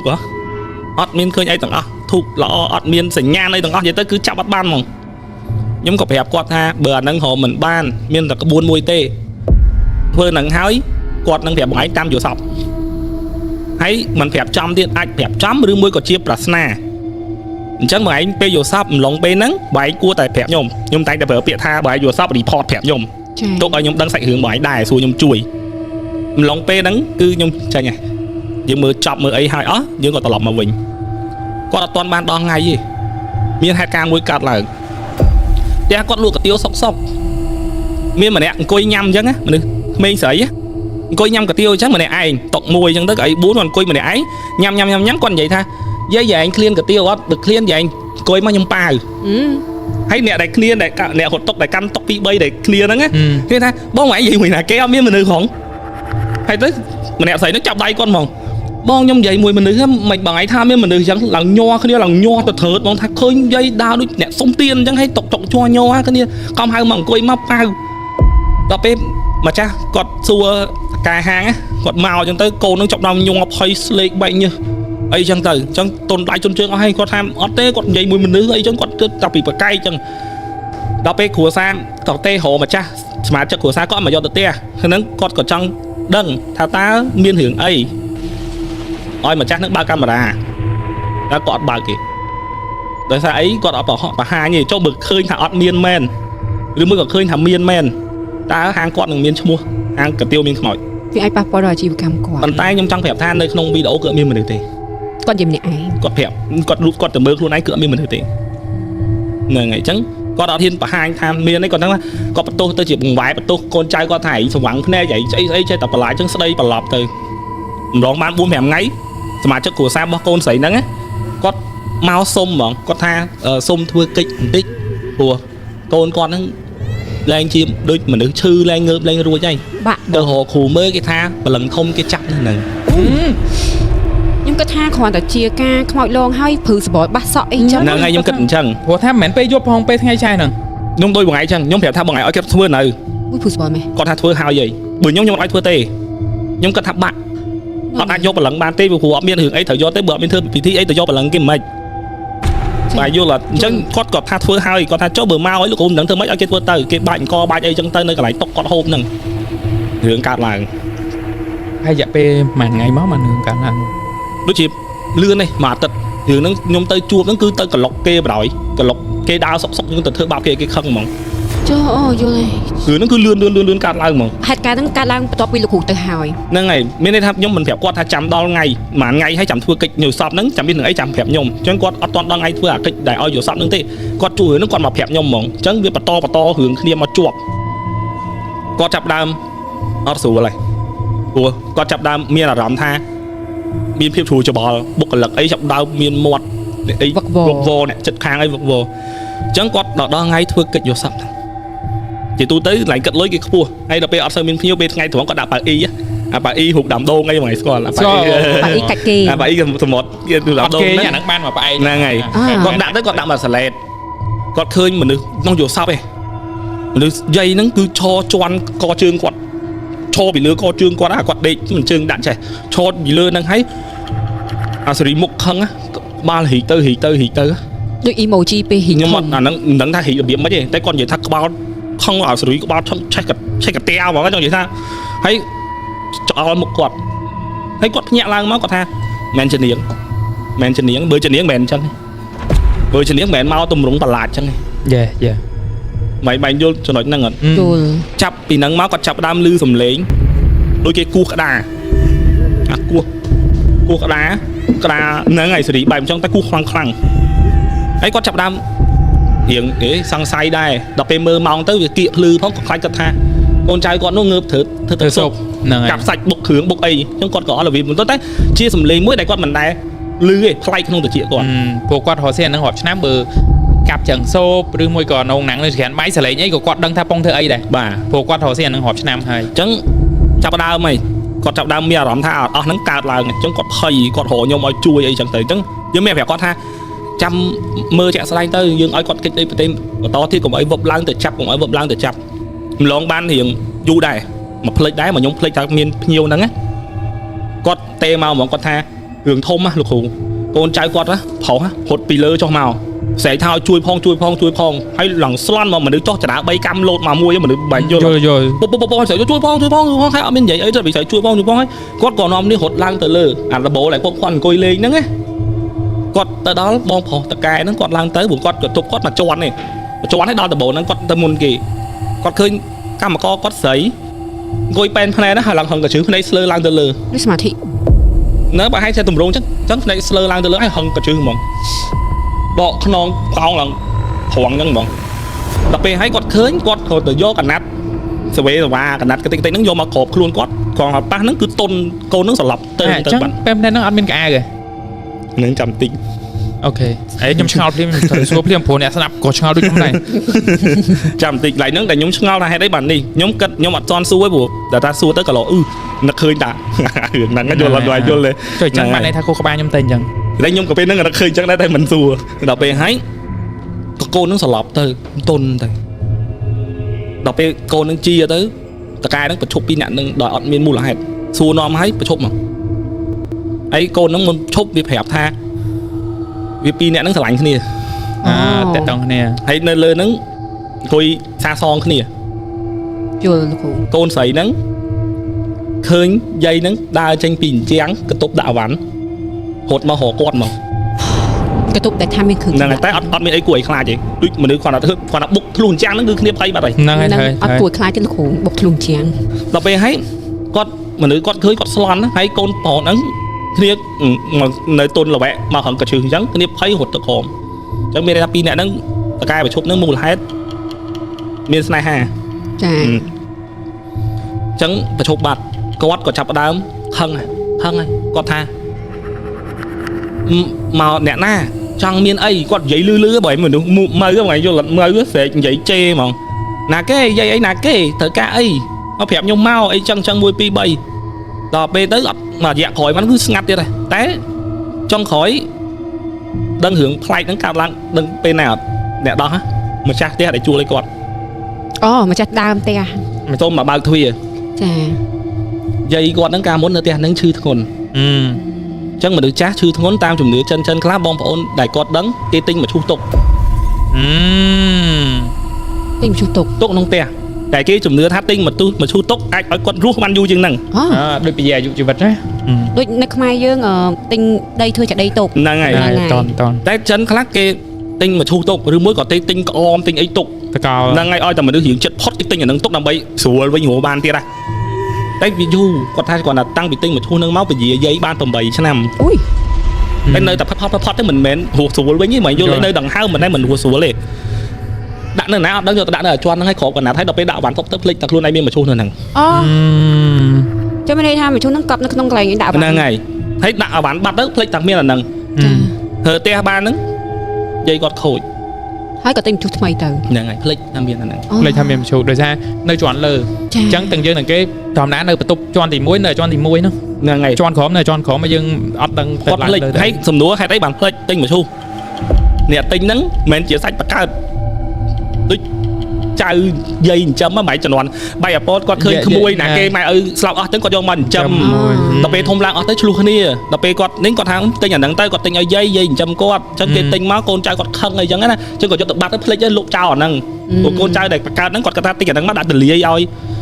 យាយឆាប់ទៅ ការគិតខុសគ្នា ហ្នឹងហើយ ទិញហ្នឹងអ្នកក្រៅអត់នៅក្នុងផ្ទះហ្នឹងទេ សាច់ដតី សាច់ដតី ហ្នឹងហើយ ធ្លាប់ត្រូវបានយាយជួយចិញ្ចឹម ហ្នឹងហើយហើយ តែគាត់ទិញក្នុងគោលបំណងល្អទេដើម្បីពជាអាយុជីវិត តែកូនចៅហ្នឹងគាត់ថាអាក្រក់ក៏យកអាហ្នឹងទៅដាក់លើហ្នឹងឲ្យបំភ្លេចនាំនេះថាបំភ្លេចចោលភ្លេចចោលក៏ភ្លេចទៅតាមមាត់ហ្នឹងទៅ ព្រោះតាមធម្មតាបើគេទិញមកថាអូជួយបជាជីវិតយើងអត់ព្រមតែដើម្បីតែម្ដាយយើងណាក៏យើងសុខចិត្តអូអា ព្រោះអញ្ចឹងបងមកឈូទិញមកពជាជីវិតខ្ញុំអត់ដឹងថាម៉េចបើយើងរៀនមើលធ្លាប់ដឹងណាគេមានយកកៅអៅគាត់ដាក់ឧបកិច្ចថាគាត់នៅក្នុងហ្នឹងគេមានហត្ថលេខាគាត់គេមានឈ្មោះគាត់ទៅសេលើមកឈូសថាជាកម្មសិទ្ធិរបស់យាយ ចឹងមកឈូសហ្នឹងឲ្យតែត្រូវទិញទុកគឺតម្រូវឲ្យមនុស្សដែរ ហ្នឹងគេត្រូវធ្វើកិច្ច ធ្វើកិច្ច ដើម្បីថាម្នាក់ហ្នឹងបានស្លាប់ហើយឧទាហរណ៍បើយមរាជមកយកអូឃើញងំមកឈូសហើយតាងាប់បាត់ហើយទៅបាត់ទៅ ប៉ុន្តែបើសិនជាម្នាក់ហ្នឹងអស់អាការបជាហ្នឹងទៅហើយគាត់ស្លាប់មែនចឹងគាត់ត្រូវតែប្រើបឈូសដែលទិញទុកហ្នឹង ហ្នឹងហើយគាត់មកហៅ ទោះយើងប្រើទិញអាថ្មីក៏ដោយក៏មកអាចាស់ហ្នឹងដែរ សំណួរសួរថាមិនបានគាត់កាចមុនគាត់គាត់ឲ្យដើរហើយមកពីធ្វើកិច្ចបាញ់ក បាច់ជា អូខេប៉ះគាត់ ចា ធ្វើឲ្យគាត់ខឹង ក្តៅក្រហាយ មានគំនុំយកមកឈូទៅបាត់ទៅមុនប្រសងអីធ្វើកិច្ចទៅក្រោយមកក៏ស្ងាត់លេងមានអី តែចេះបងបានន័យថាបុគ្គលិកដែលធ្វើការនៅហាងកាទៀវហ្នឹងប្រហែលជាមាន 4-5 នាក់អីចឹងទៅតែនៅមួយជាន់លើហ្នឹងមានចែកបន្ទប់គ្នាចឹងទៅ បាទពុកវាយក្តារកងផ្លាកគេណាប្រុសអីស្រីអីមានអ្នកខ្លះដេកនៅវាលអីចឹង តែចម្ងល់នៅតែមានគាត់ញ៉ាយគ្នាតែអត់កៅអៅ មិនអត់កៅអៅទេប្រឡេះ អូ កៅអៅក្នុង ន័យថាពេលហ្នឹងពួកគាត់កំពុងសាសងគ្នា ហ្នឹងហើយ ហើយតបមករបូតលេវរបូតអីចឹងទៅ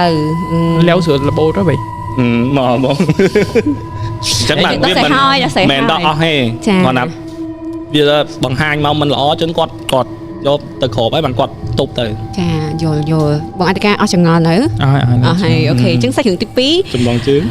អត់ ពិបាកដាក់ចំណងជើងណាពួកអីរឿងហ្នឹងបើក្បាលដំបូងមកគឺលោកកាទៀវ ហ្នឹងហើយ ម៉ាក់យាយជាជំនាញផ្ទះចុងបខចុង ម៉ាក់យាយមិនមែនជាជំនាញផ្ទះទេស្មានតែម៉ាក់យាយជាជំនាញផ្ទះ ចុងក្រោយសាច់រឿងហ្នឹងទៅតាក់តងរឿងមឈូសណាណីណោះ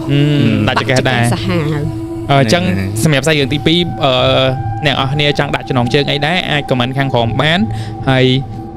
សួរទៅបងចិនសែដបងវិញថាសាច់រឿងទី2នេះបើសិនជាឲ្យបងដាក់ឈ្មោះអីដែរ ខ្ញុំចំណាំខ្ញុំដាក់ថាភ្លេចមកឈូស ភ្លេងឈូស ប្លែក ដោយខ្ញុំ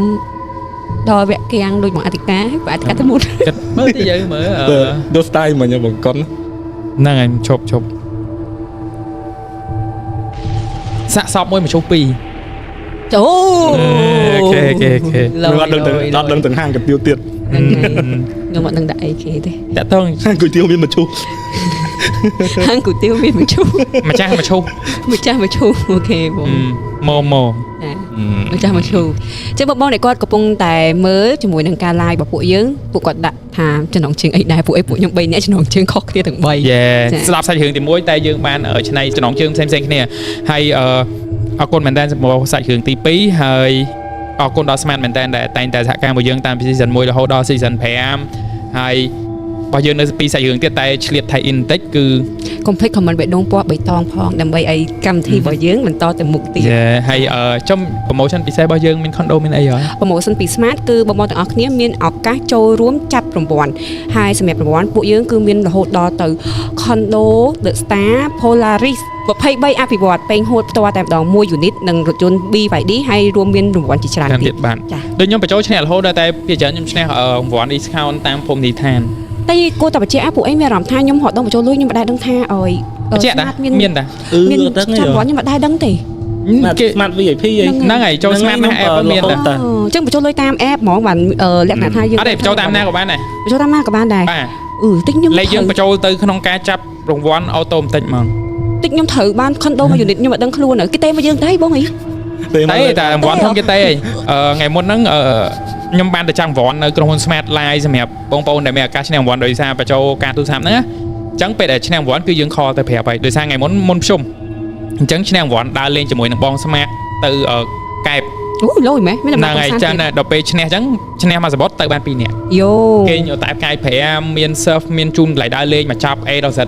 យកតែវ៉ាលីកៅគឺទៅហ្មង ចុះបើខ្ញុំជាអតិជន Smart អញ្ចឹងខ្ញុំចង់ដឹងថាអូយើងត្រូវមើលពេលគេចាប់រង្វាន់ហ្នឹងមើលតាមអីគេ យ៉ារិនខ្ញុំទៅសារយ៉ារិនត្រង់ពេកធ្វើអត់ដឹង អត់ទេយកដឹងមែនខ្ញុំអត់ទេដឹងមែន ចុះយ៉ារិនឯងគិតថាមើលតាមណា គេលោកគេថតវីដេអូឲ្យគេអត់ live អត់អីឬក៏មាន YouTube អីមើលអី អូខេនិយាយលេគឺយើងមាននៅលើ channel YouTube Smart ក៏ដូចជាពិសេសតែម្ដងគឺលើ Facebook page របស់ Smart Asita អញ្ចឹងកុំភ្លេចចូល like ម្នាក់មួយទៅបាទ thank you thank you អូខេកុំឲ្យខាត់ពេលយូរយើងចូលដល់សាច់រឿងទី3 yes គ្មានចំណងជើងដដែលនឹងទោះទាចំណងជើងនៅពេលដែលសាច់រឿងបញ្ចប់ ដាក់ចំណងជើងដដែល អូខេតើបងសុំ តែរឿងនេះក៏ប៉ិតអាចនិយាយបានថាគាត់គាត់ថាហៅខ្ញុំទៅឲ្យគាត់ប្រាប់ដំណើរហើយមិននោះគាត់ដោះឲ្យអស់ហើយប៉ុន្តែគាត់ចង់ប្រាប់រឿងហ្នឹងមកយើងចង់សួរមកយោបល់យើងថាអាហ្នឹងវាដូចគាត់គិតចឹងមែនអត់ មក clarify ហ្នឹងហើយអញ្ចឹងគាត់មានកូនប្រុសតែមួយក ូនតូលតែមួយឯងហើយ វ័យបងសុំវ័យ ហើយរៀងសកលទៅតាម ខ្ញុំមើលថត ហើយស្ដាង ហ្នឹងហើយអាចថា តាណាខ្ញុំហ្នឹង ហើយមនុស្សពេញកម្លាំងហើយណាមនុស្សពេញកម្លាំងគាត់ថាកូនគាត់ហ្នឹងរៀនល្អរៀនបកកែប៉ុន្តែមួយរយៈក្រោយមកកូនគាត់ប្រែទៅជាមានបញ្ហា បងសំកាត់តិចមុនយើងចូលទៅសាច់រឿងរបស់យើងទៀតហេតុការណ៍ហ្នឹងប្រហែលជាកើតឡងពេលណាដែរ អត់ទេហេតុការណ៍គាត់ហ្នឹងអាចយូរហើយ គាត់យើងស្ដាប់ យូរហើយតែគាត់មិនអស់ចិត្តគាត់ឃើញខ្ញុំអញ្ចឹងទៅគាត់ក៏ហៅទៅ អូខេ នីតិនៅស្ដាប់ទៅយល់យើងយ៉ាងម៉េចអញ្ចឹងណា បាទតោះសូមអញ្ជើញ អញ្ចឹង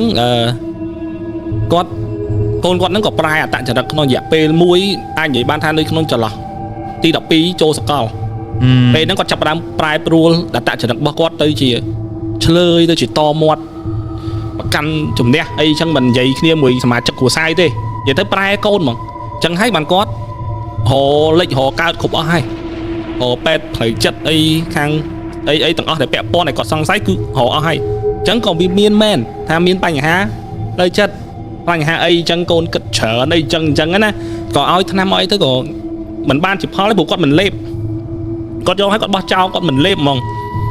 អញ្ចឹងគាត់ក៏ចាប់ដើមរកតាមអបិយជំនឿក៏មុនប្រសង់មកសូត្រមុនលើករាសីរំដោះគ្រោះ មានបានលើកនិយាយកូនណាសូត្រមុនបានបែរកូនងើបស្ទុះរយឡើងទៅលើតែបាត់ និយាយទៅគឺគាត់តាមអំពើចិត្តខ្លួនឯង បាទហើយចឹងម៉ាក់ប៉ាគាត់អីហ្នឹងមកដែលមុនប្រសង់មកប្រឈមមួយប្រសង់ហ្នឹងមានអីក្រៅពីខំមាត់ស្ពះទៅព្រោះលោកពងតាសូត្រហើយកិច្ចដំពងតែដំណើរការបើគាត់ស្ទុះដែរចឹងមិនដាច់អស់ហើយត្រូវ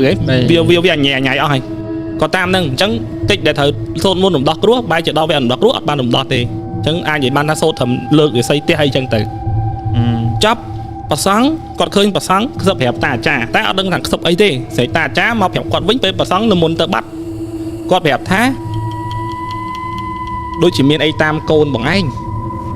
ឲ្យប្រយ័ត្នតិចទៅមានតែប៉ះពីលរបស់គេអីអត់ មានគេតាមនោះលក្ខណៈថាជាមើលទៅដូចមានពលឹង ហ្នឹងហើយដូចមានអីតាមគាត់អត់ល្អ ចា អញ្ចឹងឪពុកគាត់ហ្នឹងក៏ស្ដាប់ហើយក៏ចាប់ដើមគាត់ដកជាប់ហ្នឹងណាបងពីមុនអត់ជឿថាមានទេគាត់ថាកូនលេងថ្នាំអីឬមួយក៏អីចឹងទៅ អាចវិវត្តទៅតាមយុគវ័យរបស់ក្មេងកោកាច គាត់និយាយចាចាស់គាត់តែប្រើពាក្យហ្នឹងតែឃើញប្រែប្រួលគាត់ចេះតែចោទថាបែកឆ្វេងអីចឹងទៅអញ្ចឹងគាត់នាំទៅអីចឹងទៅក៏អត់បណ្ឌិតទៅអត់មានអីទេតែបើរឿងចាកូនគាត់ខ្មោចចូលខ្មោចតាមជន់បោះពេជន់អីហ្នឹងគឺគាត់មិនជឿហ្មងអ៊ំប្រុសអ៊ំស្រីហ្នឹងគឺបើអ៊ំស្រីជឿខ្លះព្រោះចិត្តអាណិតកូនឲ្យតែវិធីណាជួយបានគឺជួយហើយតែបើអ៊ំប្រុសគឺគាត់មិនជឿថាមានរបស់ហ្នឹងទេអញ្ចឹងគាត់ចាប់ដើមខឹងកូន ព្រោះកូនប្រុសមានតែមួយអញ្ចឹងគាត់មួម៉ៅគាត់ខឹងកូនគាត់ស្ដីឲ្យអីចឹងទៅតោះថ្ងៃហ្នឹងញ៉ាំបាយជុំគ្នាកូនគាត់ក៏រៀងសំដីទៅជែកគ្នាសំដែរតែពីប៉ះសំដីគ្នាគាត់ក៏និយាយពាក្យមួយម៉ាត់ថាបើខ្មោចចូលឲ្យដឹងខ្មោចចូលស្រួលអញហៅគេមកចាប់គាត់ខឹងគាត់ណាកូនហ្នឹងគាត់ស្ទុះឡើងចដើគាត់ថាម៉េចឯងខ្មោចមែនណែឯងចាំមើលអញធ្វើឯងមើលចេញពីកូនអញទៅ ប៉ានិយាយពីក្រោមអាផ្ទះបាយកតុយក្រោយផ្ទះហ្នឹងតើកូនពងឡើងទៅលើហើយដើរតុកតែកូនហ្នឹងសាក់មើលឆ្លើយមកវិញអញ្ចឹង ដងមកខ្ញុំអញ្ចឹងហ្មងផ្ទះល្វែងផ្ទះឬក៏ផ្ទះល្វែងទៀត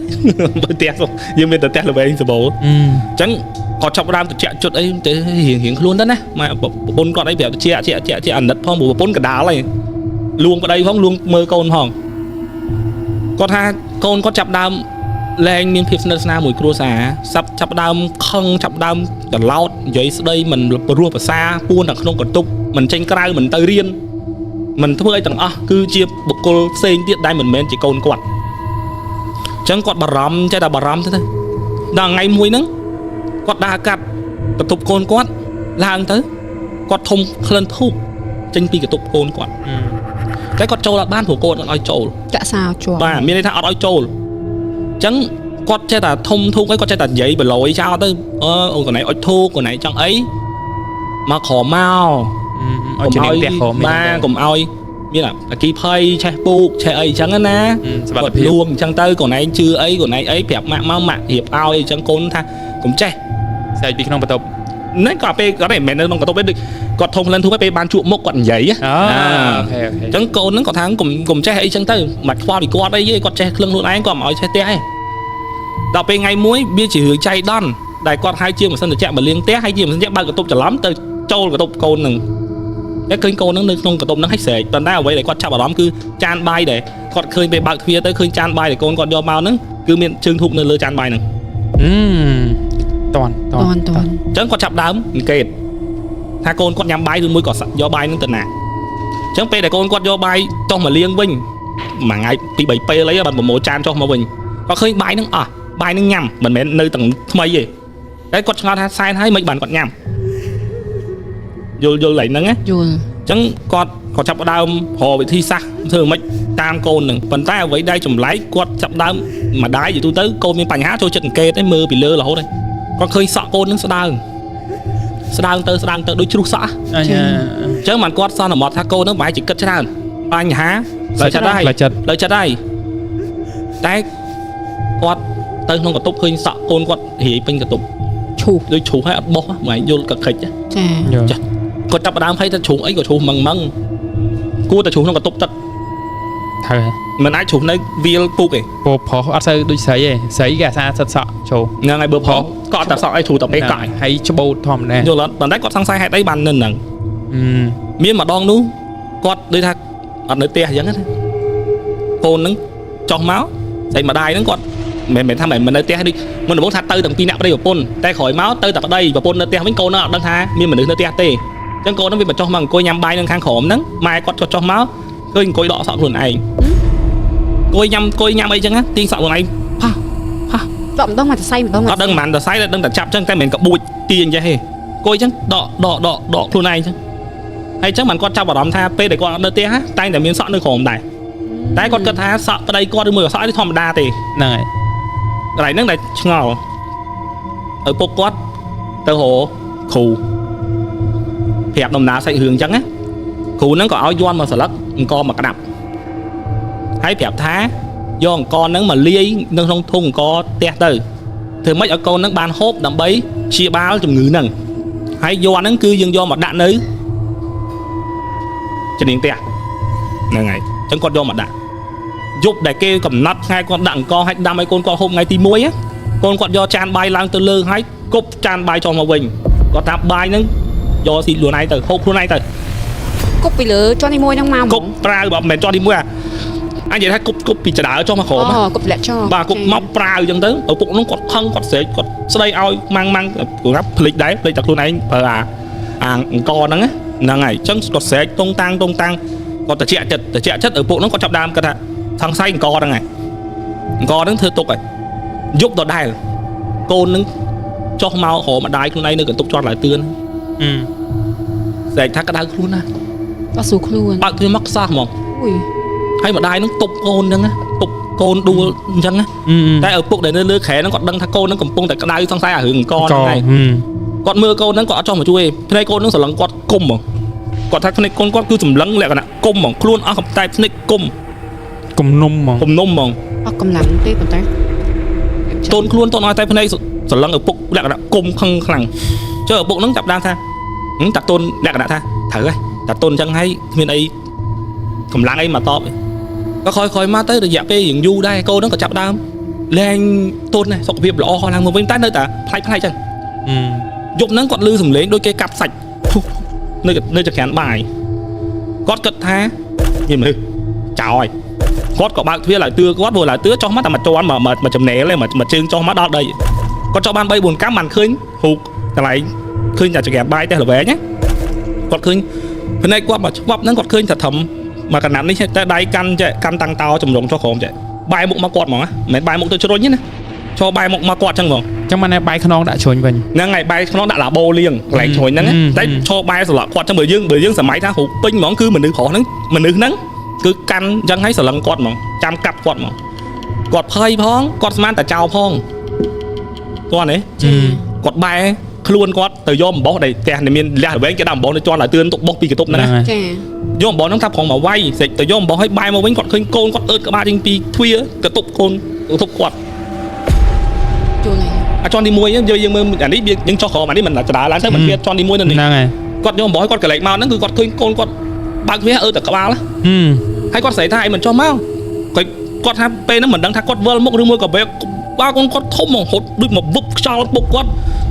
ដួលទៅធ្លាក់ចដាទៅក្រោមដាក់ជើងអូថ្នាក់មកបភពហ្នឹងហ្មងហើយគាត់ឈូឆបអីប្រពន្ធគាត់ចុះមកអីចឹងទៅថាអីមានអីចឹងណាឃើញអំបោះឃើញអីមកអីចឹងគាត់ទៅព្យាបាលយកទៅពេទ្យដាក់ដែកយូរអីចឹងទៅដល់តែជាមកផ្ទះគាត់អត់ឡើងគេងនៅជាន់ឡើយទឿឯងព្រោះគាត់ពិបាកឡើងចុះអញ្ចឹងគាត់គេងនៅជាន់ក្រោមកន្លែងកដាលផ្ទះគេដាក់ក្រែពនាងណាអាក្រែហ្នឹងគេហៅក្រែពនាងមិនអាក្រែឈើហើយមានក្បាលកោងបន្តិចហ្នឹងហើយគាត់ដាក់ទៅបែរមួយទួអញ្ចឹងគាត់គេងហ្នឹងគឺនៅក្រោមឡើយទឿក្រែជើងគ្រុឌអាចថាអញ្ចឹងខ្ញុំណែភេទអាហ្នឹងហ្នឹងគាត់បានអាហ្នឹងវារៀងមានក្បាលបន្តិចហ្នឹងហើយអញ្ចឹងប្រពន្ធគាត់មកគេងមួយប្តីដែរអត់គេងកន្ទប់ទេមកគេងមកខែគាត់អត់គេងអត់លូកអីគាត់បារម្ភរឿងកូនគាត់អត់អីចឹងមិនចាំទេយើងគេងអញ្ចឹងដល់ពេលគាត់ដាក់កយ៉ាងនេះទៅគាត់ឃើញមិនភ្នែកយើងស្រឡឹងចាប់ដើមឃើញដល់អាវីយូអាវេរងដាខាងមុខឡើយទឿគាត់ឃើញមានមនុស្សអង្គុយនៅហ្នឹងឃើញជើងយល់អូអាឡើងទឿហ្នឹងវាមានចាប់ដាក់ជំនាញតែបន្តិចហ្នឹងគាត់ឃើញតែជើងឯងយល់តែគាត់យូយគាត់មិនងាកទៅចឹងឯងគាត់អាសេរីដាក់ទៅហើយយើងឃើញកតុយភ្នែកចាអូដូចយើងជិះឡានក្រុងអាខាងក្រោមហើយយើងឃើញមានណាគេយល់ជើងហើយគាត់ក៏ស្រែកឆោឡោទៅប្រពន្ធគាត់ហ្នឹងក៏ភ្ញាក់ស្មានតែគាត់មើលអីថៃឯងអីចឹងគាត់ថាអូឃើញទៀតហើយផ្ទះយើងអាហ្នឹងហើយកូនយើងត្រូវរបស់គេហើយមានគេតាមហើយក៏កូនគាត់ចុះមកឲ្យលក្ខណៈមកឈរថ្មឹងហ្នឹងហ្មងយល់អត់អី បើឈរមើលឪតែឈរថ្មឹងអាកន្លែងជំនាញផ្ទះអាកន្លែងឆក់យើងចេញចូលចង្កាត់បាយហ្នឹង ឈរសាបឈរមានអារម្មណ៍ ឈរអត់មានអារម្មណ៍ហើយដល់ពេលហើយបានម៉ែកូនឯងមកជួយតិចមកអីអញ្ចឹងគាត់ទៅអោនទៅយកអាជើងដាក់ទៀនជំនាញផ្ទះបោកភុះ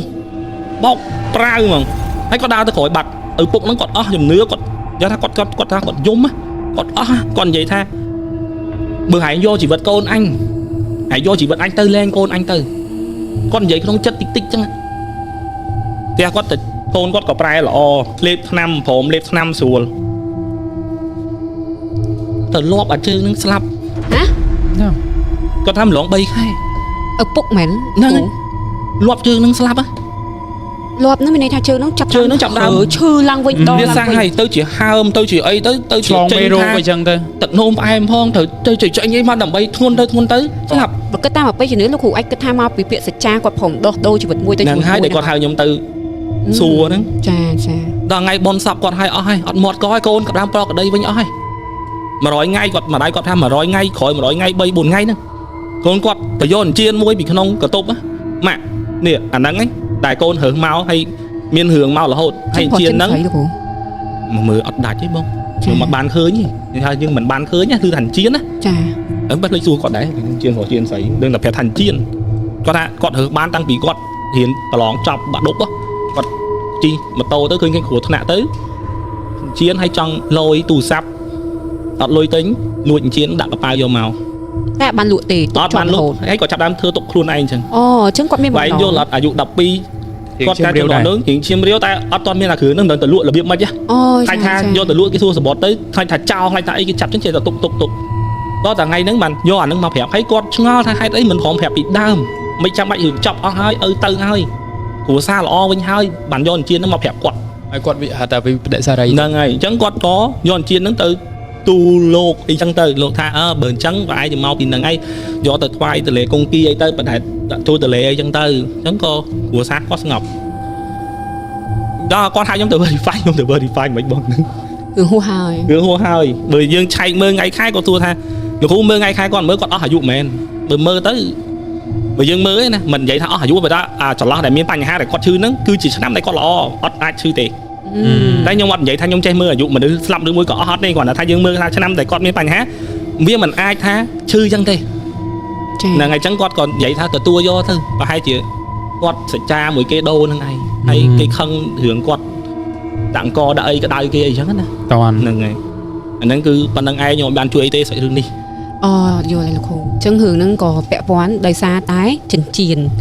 ពេលដែលគាត់ជីកកាត់តាមផ្លូវទៅគាត់ឃើញរបស់គេទៅនៅក្មេងដែលគាត់ចង់លុយឆាយអីអញ្ចឹងហ្នឹងហើយគាត់ក៏យកមកទុកទៅតែគាត់បានលក់ទេហើយក៏វាជារឿងរហូតដល់តែបានជួបលោកគ្រូហ្នឹងបានប្រាប់អស់ចាអូខេបងប្អូនទាំងអស់គ្នាមិញបានស្ដាប់ជាមួយនឹងសាច់រឿងទី3របស់លោកគ្រូចិនសែហើយរឿងនេះផងដែរវាអាចមានន័យជាន័យអប់រំទៀតចាហើយវាពាក់ព័ន្ធជាមួយនឹងគ្រួសារដូចគ្នាពាក់ព័ន្ធជាមួយមនុស្សជាតិណាបោះប៉ាហើយនឹងកូនគាត់ឃើញកូនគាត់អញ្ចឹងហើយគាត់សន្មតថាក្នុងចិត្តគាត់គិតថាបើគេចង់យកកូនគាត់សុខចិត្តឲ្យយកគាត់វិញនេះជាទំហំក្តីស្រឡាញ់ខ្លាំងមែនតើពីឪពុកហើយលោកគ្រូចាអញ្ចឹងចំណងជើងរឿងបងជួយដាក់ខាងក្រោមទៅហើយពួកខ្ញុំបងអធិការយើងនឹងផ្ដល់ជូនម្នាក់ចំណងជើងម្នាក់មួយហើយអ្នកនរគ្នាកុំភ្លេចបញ្ចេញមតិយោបល់នៅខាងក្រោមគួរដាក់ចំណងជើងអីដែរហើយយើងនឹងមើល premium live ជុំគ្នាទៀតមើលជៀនដោព្រលឹងម្ចាស់ជៀនវាដូចត្រែពេកសាមញ្ញពេកដូចប្រាប់គេអត់មាន plot twist ហើយវាទៅលើគោពេកអត់ចង់តាក់ទងវិញជៀនទេសន្យាខ្ញុំមុននេះថ្មីមុនដកសក់សកម្មភាពដកសក់សក់ខ្ញុំដូចជាគប់ចានអត់ទេជីវិតមួយដូរយកជីវិតមួយអូខេអធិការកាត់ចេញណាបងមួយស្មើមួយក្របអង្គអបាយអើខនេះក៏ដើមទុនអង្គក្តៅក្រហាយតែនេះទីពេកខ្ញុំមិនក្រមកតំណងដោយសារអីបើសម័យចេញជារឿងកុនវិញយើង focus លើក្រមកដោយសារវាប្លែកខ្ញុំអត់ដែរលើទេតាមយើងស្ដាប់មកអត់ដែរថាឲ្យយកកនឹងទៅដាំលាយមួយបាយញ៉ាំអត់ដែរអត់ដែរអញ្ចឹងបើយើងដាក់ក្រមកមកគឺញ៉ៃហ្មង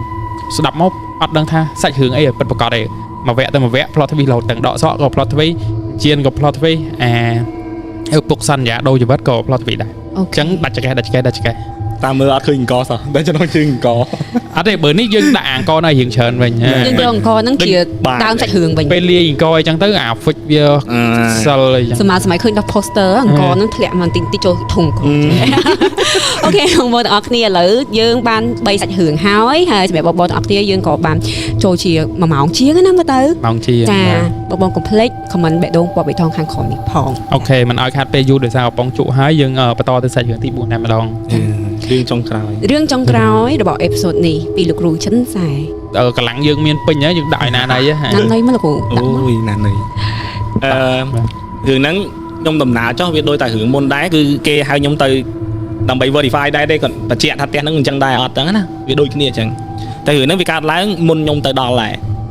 ញ្ចឹងមានប្តីប្រពន្ធ2នាក់គាត់មានកូនតូចកូនហ្នឹងអាចថាមកខួបតិចតែមកខួបចុះកូនង៉ែតគាត់ដើររកទិញផ្ទះពីព្រោះអីគាត់នៅជាមួយនឹងចាស់អត់តោះសម្រងមួយម៉ែកើតមកនេះអីចឹងណា ចង់បែកផ្ទះ អញ្ចឹងចង់បែកផ្ទះដើម្បីកុំឲ្យមានបញ្ហាអញ្ចឹងគាត់ក៏សម្រេចចិត្តថាជីដើររកផ្ទះទិញមលុះអីចឹងទៅគាត់រកឲ្យថ្លៃអត់មានលទ្ធភាពស្រីគាត់ក៏ឃើញផ្ទះមួយហ្នឹងគឺគេដាក់លក់មិនតាន់លក់ក្នុងតម្លៃមួយដែលក្រោមទីផ្សារនៅតំបន់ហ្នឹងតែមិនក្រោមពេកទេប៉ុន្តែអ្វីដែលតាក់ចិត្តគាត់គឺរបស់ក្នុងហ្នឹងម្ចាស់ផ្ទះមិនឲ្យមិនគាត់មិនយកទៅវិញទេគឺទុកឲ្យប្រើ ផ្ទះជាមួយនឹងសម្ភារៈ ចឹងមានទាំងអស់វាំងណនសាឡុងទូតកបើសិនតិចអីហ្នឹងកន្ទប់ដែលគេអត់ប្រើគេដាក់ទេគេដាក់2 3កន្ទប់ដែលគាត់មកល្មមគាត់ប្រើបានចឹងគេប្រាប់ថាគាត់លក់ផ្ទះហ្នឹងប្រញាប់ទៅស្រុកគេមិនដឹងយកអាវ៉ាន់ហ្នឹងទៅណាចឹងគាត់ឯងយកប្រើបងទៅអាវ៉ាន់ថ្មីទេបើកមើលខ្លួនឯងទៅចឹងគាត់គិតថាហេតម្លៃគាត់ធូរអាវ៉ាន់ក៏មានចឹងគាត់ក៏ស្រឡាញ់ចាប់ចិត្តផ្ទះហ្នឹងឯងកំណត់គាត់ទុកផ្ទះហ្នឹងមួយមករយៈក្រោយប្រពន្ធគាត់យកសពថាដើរទៅក្នុងព្រៃជ្រៅម្នាក់ឯងគាត់ក៏ដើរឃើញផ្ទះមួយនៅក្នុងព្រៃហ្នឹងហើយគាត់ក៏ឃើញគាត់ដល់សេរីថាមនុស្សម្នាក់ឯងឲ្យតែឃើញផ្ទះដើរចូលហ៎បងដើរស្រីហមម្ចាស់បងនៅអត់ម្ចាស់ផ្ទះនៅអត់សុំជ្រោកមកយកអីក៏ដើរព្រៃគាត់ដើរចូលហ្នឹងដើរដូចផ្ទះហ្នឹងចឹងមិនមានផ្លូវពីមុខមកវិញអញ្ចឹងណាចូលជ្រៅ ណែដីអញ្ចឹងទៀតស្អាតហ្នឹងឯងអញ្ចឹងទៅគាត់ក៏ដើរចិត្តដល់ទ្វារហ្នឹងពាក់កណ្ដាលគាត់ឃើញមនុស្សប្រុសបើកទ្វារចេញពីផ្ទះហ្នឹងយកកបិតដេញកាត់គាត់ហើយគាត់រត់ហើយក៏ភ្ញាក់តាប្តីក៏សួរអញ្ចឹងប្រពន្ធថាផ្ទះហ្នឹងអត់ល្អទេដឹងព្រោះគាត់រៀបទិញផ្ទះទៅជាយល់សពពាក់ព័ន្ធមួយផ្ទះដែរគេដេញកាប់អញ្ចឹងប្តីថាផ្ទះហ្នឹងល្អណាអូនបើអូនឯងអត់ទិញនៅផ្ទះមួយចាស់អូនឯងត្រូវបន្តជ្រោះនេះទៀតមើលមុខគ្នាត្រូវទៀតអញ្ចឹងអូនឯងសម្រេចចិត្តថាចេញឬមួយក៏មិនទិញប្រពន្ធរៀងតាក់ទៅដែរទិញចាំមុនលោកសូត្រមុនទៅចាប់ហើយយល់ណាតន់អញ្ចឹងមុនទិញក៏គាត់អត់ភ្លេចចាស់ដែរគាត់ក៏ហៅម៉ាក់ប៉ាគាត់ចាស់ខាងប្តីទៅមើលផ្ទះហ្នឹងមុនទិញអញ្ចឹងគាត់ឡើងទៅលើមើលហើយប្តីប្រពន្ធប៉ាខាងប្តីហ្នឹងមីងគាត់និយាយប្រាប់ប្តីគាត់ហ្នឹងហើយពូហ្នឹងម៉ែរបស់ខាងប្រុសហ្នឹងម៉ាក់ប៉ាខាងប្រុសចាគាត់និយាយថាចុំផ្ទះអីលុយហ្មងទិញផ្ទះឲ្យសម្ភារៈទាំងអស់នេះចូលមកនៅបានហ្មងនេះបាច់ដូរហើយទៅប្តីគាត់ថាចេះអើយស្មាឥឡូវហ្នឹងគេកន់លុយធនាគារច្រើនណាស់ពួកគាត់នឹងលក់ប្រញាប់យកលុយសងគេឲ្យតែរួចទេគេគ្មានខ្វល់អាវ៉ាន់ទេឥឡូវសម្បូរទាំងអីហ្នឹងមិនមែនអត់មានណាអញ្ចឹងគាត់អញ្ចឹងគាត់អញ្ចឹងទៅអញ្ចឹងគាត់នោះយាយមីងហ្នឹងគាត់3ចៅតែមិនមែនជាកូនរបស់ចាស់តែមិនមែនដូចពីអ្នកប្រពន្ធទេគឺកូនរបស់បងប្រុសចាហ្នឹងហើយយល់ទេគាត់យកមកដែរអញ្ចឹង3ប៉មិន3គឺប៉ឲ្យកូននឹងធំហើយដើររត់បានហើយប្រហែលប្រហែលឆ្នាំហ្មងអូខ្ញុំអត់បានគាត់អត់បានស៊ូទេតែគាត់ថារត់បានហើយហ្នឹងហើយគាត់ថារត់បានហើយអញ្ចឹងគាត់អត់ឡើងទៅលើទេគាត់ខ្លាចកូនចៅគាត់នឹងធ្លាក់ចដើធ្លាក់អីអញ្ចឹងគាត់នៅក្រោមនៅរេរក្រោមហ្នឹងអង្គុយនៅសាឡុងហ្នឹងកូនគាត់ញ៉ាំអានំបាយដៃនំកូនក្មេងអានំវែងកូនក្មេងចានំកញ្ចប់កូនក្មេងណាចាកាន់ឲ្យគាត់ថាគាត់ដាក់កូននឹងលេងដាក់លើដីពពូញ៉ាំអត់ហៅលេងហ្នឹងហើយដាក់លើដីអញ្ចឹងណាពពូញ៉ាំអត់ហើយម៉ាក់គាត់នោះហេនិយាយមួយណាគេអត់មានទេអីអញ្ចឹងគាត់និយាយអូយលោកតាម្ចាស់ទៅម្ចាស់ដីអីអ្នកថែហ្នឹងអីគ្នាក្មេងកុំប្រកាន់គ្នាកុំធ្វើបាបគ្នាកុំបន្លាចកុំបន្លាចហើយផ្ទះហ្នឹងកូនគាត់ចង់ទិញចាម្ចាស់ផ្ទះទេកុំបន្លាចកុំអីអញ្ចឹងគាត់ក៏អត់មាត់ទៀតដោយសារអីចង់ឲ្យកូនម្សាហ្នឹងចេញពីផ្ទះដែរ បើគាត់ប្រាប់ថាផ្ទះនឹងមានកូនគាត់ទិញ កូនផ្សារគាត់ក៏ចង់ចេញគាត់ក៏ចង់ឲ្យកូនផ្សារចេញដែរ អញ្ចឹងលាក់រឿងហ្នឹងអញ្ចឹងក៏គាត់អត់មាត់កឯងមើលផ្ទះឲ្យអស់គាត់ក៏លាក់រឿងហ្នឹងដល់ថ្ងៃឡើងផ្ទះគាត់ធ្វើច្រើននេះឯងគាត់ថាធ្វើមកភាសាថាធ្វើបងប្អូនឯងអញ្ចឹងសាច់ឆ្ងាយសាច់ចិត្តអីអញ្ចឹងណាបងប្អូនឯងរោងចុងភៅនៅខាងក្រៅគេធ្វើនៅផ្លូវណាអញ្ចឹងគេធ្វើដាក់តុកក្នុងផ្ទះតែរោងចុងភៅគេធ្វើនៅផ្លូវនៅក្រៅកម្មវិធីចិត្តដល់ហើយមានចាប់ដើមអ្នកចាត់តកអីត្រៀមឈរគ្រប់ទីតាំងខ្លួនឯងឲ្យអស់ហើយអ៊ំស្រីហ្នឹងគាត់នៅពោចៅគាត់អាទូចកូនមកខួបហ្នឹងអង្គុយនៅហ្នឹងហើយគាត់ចាំមើលអញ្ចឹងបងប្អូនដឹងហើយពេលមានកម្មវិធីអញ្ចឹងសមាជិកចាស់គឺគាត់ប្រយ័ត្នចែកគ្នាមើលខ្លាចអ្នករត់លើកមកហូបហ្នឹងលួចស្រាអ្នកណាលួចប៊ីយ៉ាលួចអីចឹងណាអញ្ចឹងគាត់រកបុគ្គលិកទាំងអស់គាត់អង្កេតទាំងអស់អ្នកណាធ្វើអីគាត់ដឹងដែរអញ្ចឹងអ៊ំហ្នឹងគាត់អង្គុយនៅក្បែរអាមុខផ្ទះហ្នឹងដែលឃើញតុកហ្នឹងគឺគាត់ឃើញបុគ្គលិកស្រីម្នាក់ហើយគាត់ប្រើពាក្យថាមីអូនណាគាត់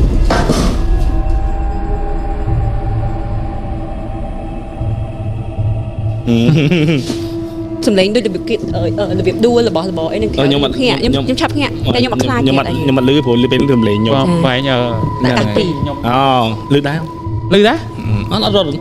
អត់អីលោកគ្រូខ្ញុំគ្រប់តែភាកហ្នឹងតួណាក៏ខ្ញុំភ្ញាក់ដែរតែអ្នកអស់នេះខ្ញុំភ្ញាក់យ៉ាងចឹងភាកច្រើនមិនមែនចង់បញ្ញាក់ឬក៏ធ្វើទៅបញ្ញាក់ឯងភ្ញាក់មែនតើណាណែហើយក៏មិនចង់ទៅបន្លាចដែរហើយក៏អត់មានរឿងអីកើតឡើងដែរចង់បញ្ជាក់ចឹងអត់មានរឿងអីទេភ្ញាក់ខ្លួនឯងភ្ញាក់តែខ្លួនឯងដោយសារអីបើពួកខ្ញុំភ្ញាក់អីអារម្មណ៍ខ្ញុំគឺខ្ញុំត្រូវមើលទឹកមុខលោកគ្រូចង្សាហើយខ្ញុំចង់ស្ដាប់តែអញ្ចឹងនៅពេលដែលមានសំឡេងអីចាំមើលអ្នកនរគ្នាបើសិនជាយល់អារម្មណ៍ហ្នឹងណាអ្នកនរគ្នាចង់មួយអញ្ចឹងណាដល់ពេលមានសំឡេងអីរំខានមកអ្នកនរគ្នាភ្ញាក់ចេះហើយដូចពេលយើងនិយាយទូរស័ព្ទហើយមានសំឡេងអីរំខានខ្ញុំភ្ញាក់ដែរអញ្ចឹងណាហ្នឹងហើយអត់អីទេតអ៊ំហ្នឹងគាត់ចាប់ដើមឃើញម្នាក់មីអូនចាប់តកហ្នឹងគាត់ទៅយកកែវតកមួយដើរតុកតុកអញ្ចឹងដើរតុងតុងទៅយកកែវតកពាក់កញ្ឆេងខៀវគេដាក់កែវហ្នឹងយកទៅដាក់នៅលើកៅអីមួយកៅអីហ្នឹងគឺពីរជាប់គ្នាគាត់ដាក់នៅលើកៅអីមួយហើយចាប់តកដាក់ហើយយកទឹកមកដបដែលចេញពីអាធុងតកគាត់ហ្នឹងចាក់ហើយគាត់ឈរមកស្ទុះមើលស្ដាំគាត់យកកែវទៅវិញ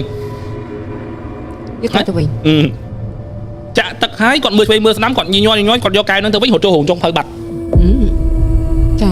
អ៊ំហ្នឹងគាត់អត់ដឹងថាមានរឿងអីទេគាត់ខ្លាចថាមីអូនហ្នឹងលួចតក្រូចលួចអីគាត់ក៏ពោធ្វើបន្លំទៅឈរមើលអឺតមើលតែបែបបន្លំគាត់ឃើញចុងភៅប្រុសហ្នឹងណាហូមឲ្យមានអ្នកខ្លះបក់ខ្យល់ដូចមនុស្សខ្យល់ហ្នឹងហើយគាត់មើលទៅក្រែងហងចុងភៅវាត្រូវមានជ្រក់យកអវ៉ាន់ចេញហើយអាជ្រក់មួយទៀតគេមិនបិទចិត្តទេគេត្រូវបើកខ្លះដើម្បីឲ្យមានខ្យល់ចេញចូលណាគាត់មើលទៅគាត់ឈរពីកន្លែងគាត់ឈរហ្នឹងមើលធ្លុះទៅអាកន្លែងពងប្រជុំទៅទៀតណាគាត់ឃើញមនុស្សប្រុសម្នាក់ឈរនៅហ្នឹងសួរថាគាត់ចំណាយណាគាត់ថាគាត់ដឹងតែគាត់ដឹងថាទំហំមនុស្សហ្នឹងនៅឆ្ងាយពីព្រោះគាត់មើលទៅប្រហែលជាប៉ុនមេដៃនៅឆ្ងាយពីរោងហ្នឹងទូចប៉ុណ្ណឹងតែឈរសន្លឹងហើយជាមនុស្សដែលគាត់ចោលតែមិនបានឈរតែឯងអញ្ចឹងហើយគាត់ក៏អត់មាត់អត់កទៅអញ្ចឹងគាត់ពកូនធម្មតាអញ្ចឹងទៅតោះមកចាប់ដើមភ្ញៀវមកហើយបងប្អូនគាត់អីសាច់ឆ្ងាយសាច់ចិត្តអីមកហើយដល់ពេលមកពូម្នាក់គាត់ទៅកេះប្រាប់មេចុងភៅមិនតុកហ្នឹងខ្វះ2នាក់ទៀតមិនបានចេញម្ហូបមេចុងភៅហ្នឹងគាត់ទៅហៅអ្នករត់ទៅសួរអ្នករត់តុកអូណៃចេញម្ហូបចឹងអត់តាន់គ្រប់ផងគាត់ថាហ៎អត់តាន់គ្រប់គ្រប់ទេតាមិញគាត់ប្រាប់ខ្ញុំថាអង្កាលចេញម្ហូបឃ្លានហ្នឹងអីហ្នឹងគាត់ថាតិចគាត់ទៅកតុបទឹកអីបាត់អីចឹងអញ្ចឹងវាធ្លាប់ជួបដែរអាខេះហ្នឹងគាត់ប្រាប់ពីហ្នឹងក្រោយមកគាត់ថាវាតែងតែមានហីអង្គុយគ្រប់បែរខ្នងងើបទៅកតុបទឹកបាត់នួយអញ្ចឹងគាត់ថាងើបទៅកតុបទឹកអត់តាន់សួរដេញដោយទេព្រោះកម្មវិធីពងចាប់ដើមមនុស្សពងអ៊ូអហឹកស៊ីស្បាយអញ្ចឹងទៅទូពូនោះវឹងឡើងតុនហ្មងយកកែវមកគប់ប៉ាវតែឯងហើយគេខាត់ខ្លាចថាមានរឿងវាយគ្នាហ្នឹងហើយអញ្ចឹងគេចាប់ដើមមកគ្រាកគាត់ហើយគាត់ចែកថាឯងឆ្លើយឯងអង្គុយមើលអញរហូតឯងអង្គុយមើលរហូតហើយឆ្អល់ហ្នឹងដល់ពេលរហូតដល់ទៅបានស្អល់ឯងមើលអញរហូតឯងឆ្លើយឯងអាណាគេសាច់ខាងណាអីទៅវឹងអញ្ចឹងរហូតសវ៉ារហូតអីគប់គាត់ឆ្អល់ទៅនឹងធំតកអត់មានអ្នកណាអង្គុយទេអាធំតកបោះតក្រូចធំហ្នឹងដាក់តកចាប់ហ្នឹងគឺអត់មានអ្នកណាអង្គុយទេអញ្ចឹងហើយគាត់ក៏ចាប់ដើមយកចូលក្នុងផ្ទះទៅសាឡុងសវឹងហើយដេកក្នុងណាអញ្ចឹងក៏គ្រាកគាត់យកចូលពេលគ្រាកហ្នឹងមានក្មួយស្រីសាច់ឆ្ងាយគាត់ម្នាក់ទៀតអ៊ំស្រីហ្នឹងគាត់ចាប់ជាប់ខ្ទប់មុខឲ្យដើរចេញពីក្នុងផ្ទះពីកតុបទឹកទៅវិញឡើងលឿនមកសទូក្រោយដើរមកប្រាប់ថាទៅផ្ទះមុនហ្នឹងគ្រួសារគាត់ហ្នឹងដើរមកប្រាប់ថាលាទៅផ្ទះមុនហ្នឹងមកគ្រួសារហ្នឹងអីចាប់ដើមអត់ដឹងទេចាប់កាប់នាទីឲ្យអស់តែជា3ថ្ងៃឯងម៉ែខាងប្រុសហ្នឹងគាត់ចង់មកលេងផ្ទះហ្នឹងមកលេងចៅនេះមកគេងមកយប់គាត់ក៏គេងនៅសាឡុងចុចទូរស័ព្ទមើល TikTok មើលអីចឹង កាន់ទូរស័ព្ទចឹងជើងគាត់នៅដេកបដ ாய் សាឡុងចឹងចឹងអានេះគាត់កោយណាប្រកាន់ដៃសាឡុងនេះ ហ្នឹងហើយ ចឹងជើងគាត់នៅនេះចឹងគាត់កាន់ទូរស័ព្ទមកគាត់ឃើញជើងចុងជើងគាត់ ណា តែគាត់គាត់ដូរដូចយើង speed land កាមេរ៉ាមកយល់ដូរពីមើលទូរស័ព្ទមើលខាងក្រោយគាត់ឃើញក្បាលមនុស្សអឺទេ ហ៊ុយ ហើយគាត់ស្ទុះវិញគាត់ថាគាត់លែងនៅឯផ្ទះហ្នឹងគាត់លែងនៅឯហើយគាត់ទៅបាត់គាត់ប្រាប់ថាទៅផ្ទះវិញអត់គេហ្នឹងឯងគាត់ធ្វើធម្មតាចឹងទៅកុំឲ្យកូនភ័យកុំឲ្យអីនិយាយដល់ប្រពន្ធវិញមកផ្ទះមកពីតែគាត់ធ្វើការទាំងពីរមកដល់ផ្ទះមុនប្តីមកផ្លែតទេយល់ទម្លាប់គាត់អង្គុយខាត់ស្បែកមើលរឿងក្នុងបន្ទប់ទឹក អូចា ខាត់កាហ្វេហ៎បង យក scrap ណាខ្ញុំខាត់ទេអាហ្នឹងគេហៅស្អីគេលាបកាហ្វេហ្នឹងគាត់អង្គុយចឹងទៅទីទូទៅគេមិនត្រូវរងចាំប្រហែលនាទីអីហ៎គាត់មិនមែននៅស្ងៀមណាគាត់ចេះតែអែនអញ្ចឹងគាត់មើលរឿងគាត់មានអារម្មណ៍ថាដូចអាសើបស្មា ដូចមានអ្នកគេជួយខាត់ ណា ឲ្យ ដូចមានអាគេមកប៉ះស្រាលទេអាប៉ះអត់ប៉ះឲ្យគាត់ប៉ះហូមណា ហ្នឹងហើយ អញ្ចឹងគាត់មើលទៅអត់មានឃើញអីទេគាត់មើលរឿងធម្មតាដល់ពេលមើលមិនដែរឃើញ YouTube លោត avatar YouTube អត់ យ៉ា អា YouTube លោត avatar មានអក្សរហើយពេលខ្លះចាប់អាហ្នឹងវាមិនលោតទាំងខ្មៅហើយមិនលោតទៅវីដេអូមួយទៀត ហ្នឹងហើយ ចា ទូរស័ព្ទគាត់ឆ្លោះឃើញខ្លួនឯងហ្នឹងមានដៃខ្មៅដាក់លើស្មាគាត់ទេហើយបាត់លោតចូលវីដេអូមួយទៀត អារបៀប0.0 second នេះបន្តិចណាអាពេលខ្មៅមកខ្វាច់បន្តិចណា ពាណិជ្ជកម្មហ្នឹងចូលទៅហ្នឹងគាត់ចុច skip ហើយមិនលោតខ្មៅទៅមិនទៅលោតដល់ថាចាំអ៊ីនធឺណិត download គាត់ថាបានដែរគាត់ឃើញនៅក្នុងហ្នឹងហើយគាត់រត់ចុះមកក្រោមមករត់នៅឡៃទទួលភ្ញៀវហ្នឹងចាំប្តីមក អូ ព្រោះប្តីហ្នឹងចេញពីធ្វើការថៃមិនយឺតត្រូវទៅយកកូនផ្ទះម៉ែមក ចាចា អញ្ចឹងមិនយឺតហើយបានប្រាប់ទៅប្តីប្រពន្ធប្រាប់ហើយទៅអត់ស្រួលអីចឹងណាម្លងប្រហែលយប់ឯងប្រពន្ធហ្នឹងមួយទឹកធម្មតាហើយប្តីនៅក្នុងកន្ទប់គាត់ហ្នឹងមិនកន្ទប់ទឹកនៅក្នុងកន្ទប់គេមិនជាប់ក្រែជាប់អី ណា ប្តីហ្នឹងនៅចុចទូរស័ព្ទមើលកូនទេកូនដេកហើយតែគាត់ពុំមួយទឹកខាត់គាត់ថានៅក្នុងកន្ទប់ទឹកហ្នឹងគាត់បើកទឹកអីចឹងវាមានសម្លេងអីរំខានទេគាត់លឺដូចគេច្រំពូកពូកលូសូទិប ដូចលោត ហ្នឹងហើយលោតលឺពូកតែគាត់លឺសម្លេងគាត់គាត់ថាតិចកូនគាត់ភ្ញាក់ងើបមករកគាត់ធ្លាក់អញ្ចឹងគាត់ស្ទុះចេញទៅកូនគាត់យំហ្មងយំបាក់ដៃចងាងយំយកហ្មងដែរឃើញមានកូនដឹងហើយ ភ្ញាក់ឡើង ខ្លាចហ្នឹងតែចងាងយំយកគាត់សួរថាប្តីទៅណាប្តីគាត់ដើរចេញពីវេរ៉កដាមកគាត់ថាគាត់លឺសម្លេងដូចគេបើកសោគាត់ខំតែអឺតមើលតែឃើញមនុស្សទេយល់គាត់អឺតមើលពីក្រោមទៅក្រោមផ្ទះវីឡាអញ្ចឹងមើលពីក្រោមទៅឃើញអាវាលខាងមុខគាត់ខ្លាចគេមានណាគេគាស់សោគាត់អីគាត់ខំចេញមកមើលហើយគាត់ចូលទៅវិញគឺពេលហ្នឹងគឺប្រពន្ធគាត់ចេញមកស្របគ្នាហ្នឹងហ្មង ហើយកូនចាប់ដើមយំហ្នឹង យំហ្នឹងហ្មងក៏ពតឆ្លោះគ្នាមិនមើលកូនមិនអីចឹងទៅយប់ហ្នឹងដដែលប្តីគាត់ប្រាប់ថាយប់ហ្នឹងដដែលគាត់គេងគាត់ដាក់កូនដដាលប្រពន្ធគេងខាងនោះគាត់គេងមកនេះវាគីអាវេរ៉ង់ដាហ្នឹង បាទ គាត់ថាគាត់គេងហ្នឹងស្រីគាត់មានអារម្មណ៍ថាដូចមានអ្នកណាទៅកេះគាត់ដូចកូនដូចជាទូទៅអ្នកមានកូនមិនកេះប្តីជួយ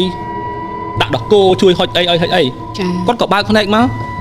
នៅមុខហ្នឹងមកឯងយល់អាដេកលើក្រែយើងមកដេកចឹងត្រូវដូចមនុស្សអង្គុយចောင်းហោងនៅមុខគាត់ចឹងពេលគាត់បើកភ្នែកមកគឺឃើញនឹងមុខហ្នឹងមកសម្រាប់ចេញ អត់ចេញ សុំសារតិចហ្នឹង ក្រែយើងមិនគេអញ្ចឹងនេះឥឡូវក្រែយើងមិនចឹងយើងមិនដេកនៅនេះគាត់មិនបាយមុខមកនេះអញ្ចឹងអានេះមិនកែមក្រែ ចា គាត់ពេលប្រពន្ធគាត់កេះគាត់ហ្នឹងគាត់បើកភ្នែកមកគឺដូចមានមនុស្សអង្គុយនៅអាកែមក្រែហ្នឹង អូអង្គុយនេះខែចឹង ហ្នឹងហើយអង្គុយចောင်းហោងអញ្ចឹងនៅកលៀតទល់គាត់ហ្មង អូយ រើទៅផ្ទះម៉ែទាំងយប់ លែងនៅប្រោយ លែងនៅហ្មងវិចតាណាដែលកូនត្រូវការកៅអៅអីហ្នឹងយកទៅសិនទៅទាំងយប់ម៉ែចាប់ផ្ដើមសើបហើយទេរកចុងភៅ ជប់លោកគ្រូមិនបានទៅទេរកចុងភៅវិញ សើប ខ្មោច សួរ ជួបមានអីហេតុការប្លែកអត់ អូខេ គាត់សួរថាមានរឿងអីអញ្ចឹងណា ចា គាត់ថាមួយអូនដែលចាប់តកកហ្នឹងឃើញអ៊ំម្នាក់អង្គុយពេនកងតាក់ខ្លាអញ្ចឹងហើយប្រាប់ថាហើយយកកែវតកកមួយមកពូស្រែកទឹក អ៊ំប្រុស ខុស ចា ហើយគាត់ទៅយកកែវតកកហ្នឹងមកឃើញអ៊ំហ្នឹងទៀតអ៊ំហ្នឹងនិយាយមួយកូនស្រីហ្នឹងទៀតថាដាក់នឹងដីទៅ ឲ្យដាក់ដីទៅ ហើយកូនស្រីហ្នឹងវាឆ្ងល់វាថាចេះអើយមនុស្សអីចឹងនិយាយសំដីដូចមនុស្សប្រុសអាកលួបោកហ្នឹងនិយាយខ្លាំងកុហកគាត់ថាសំដីអត់ឲ្យទៀន គាត់ក៏អត់ដាក់ដីទេគាត់ដាក់នៅអីទី2ដាក់មានមនុស្សអង្គុយហ្នឹង ចា ហើយដល់ពេលគាត់ដាក់តកឲ្យគាត់ឃើញប៉ែហ្នឹងលោកដៃគឺដៃអាលួយហើយមានតកៅហើយចាំមិនគាត់ឆ្លេស្វាន់យកកែវហ្នឹងរត់ទៅវិញ អូ ហើយឡើងម៉ូតូពេលហ្នឹងភ្លាមហ្នឹងទៅចុងភៅថាទៅផ្ទះអត់នៅ ខ្ញុំយល់ហើយថៃបានមូលហេតុអ៊ំស្រីហ្នឹងគាត់ទេរកចុងភៅហ្នឹងដោយសារតែគាត់អាពេលថ្ងៃគាត់ចាប់អារម្មណ៍ពេលហ្នឹងដែរចា ដល់ពេលអាអូនមួយលើកតុកហ្នឹងគាត់អត់ដឹងគាត់ឃើញអីព្រោះគាត់ថាគាត់ឃើញមនុស្សមែនមកតែពេលហូបមែនតើគឺពីរហ្នឹងច្រឡោះដោយសារអីដោយសារតែពេលដែលគាត់លើកមកហូបទៅ អ៊ំនឹងអង្គុយនៅតុហ្នឹងមានអ៊ំម្នាក់គាត់និយាយគ្នាថាចៃផងបាទអត់តន់គ្រប់ផងអ្នកគាត់តុហ្នឹងគាត់លឺអាសំឡេងហ្នឹងចូលហ្នឹងពេលដែលគាត់រំលឹកគាត់បាត់ដឹងថាមានពាក្យហ្នឹងអញ្ចឹងប្រហែលជាអត់មានមនុស្សមែនគាត់ប្រកាសក្នុងចិត្តហ្នឹងហើយបើគ្រប់គេចាំបាច់និយាយចឹងធ្វើអីតែគាត់បញ្ជាក់ដល់ពេលចុងភៅទៅសួរបញ្ជាក់គាត់ថាលឺពេលលើកទៅយើងមិនតែងលន់មាត់ត្រូវអត់ពេលទៅញ៉ាំការអត់តន់គ្រប់លើមហូបមកប្រកាសជាមានអ្នកនិយាយថាគឺអត់តន់គ្រប់ហ្នឹងទិញមហូបហ្នឹងហើយអញ្ចឹងបកត្រឡប់ទៅវិញគឺគាត់ប្រកាសចិត្តហ្នឹងឬដោយសារតែអ្នកដែលលើកម្ហូបហ្នឹងមុនពេលហ្នឹងគឺគាត់ឃើញមនុស្សនៅក្នុងតុហ្នឹងគឺ10នាក់ជុំហើយដល់ពេលលើកទៅបែរទៅលើគេនិយាយអញ្ចឹងគឺគាត់ប្រកាសជាភ្នាក់ឯងព្រោះអីភ្នែកខ្លួនឯងឃើញថាពេញតុហើយហីចាហើយអាហ្នឹងមួយឯណាគាត់ឈប់ខលហើយគាត់ខលទៅពូដែលគប់កែវចិច្ចគាត់តែគប់កែវហៀដែរស្វឹងកូនអត់លើកទេមិនមែនគាត់អ្នកលើកកូនអ្នកលើកថាតាំងពីមក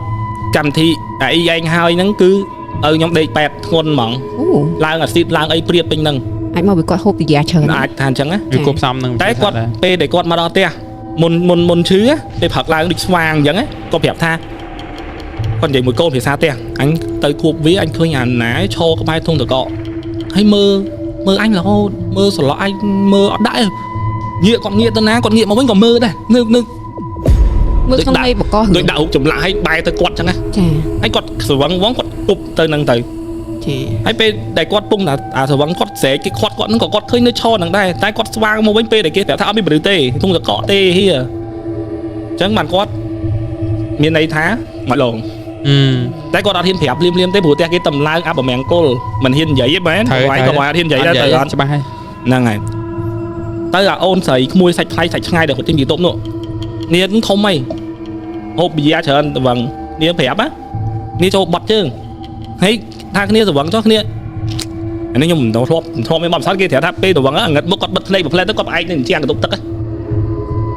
អាគាត់ធំគាត់ថាគាត់ធ្ងន់ក្បាលចឹងគាត់អង្គុយឲ្យគាត់អត់អង្គុយត្រង់ចឹងឲ្យគាត់ផ្អែកនៅជាងកន្ទប់ទឹកឲ្យគាត់បិទភ្លេច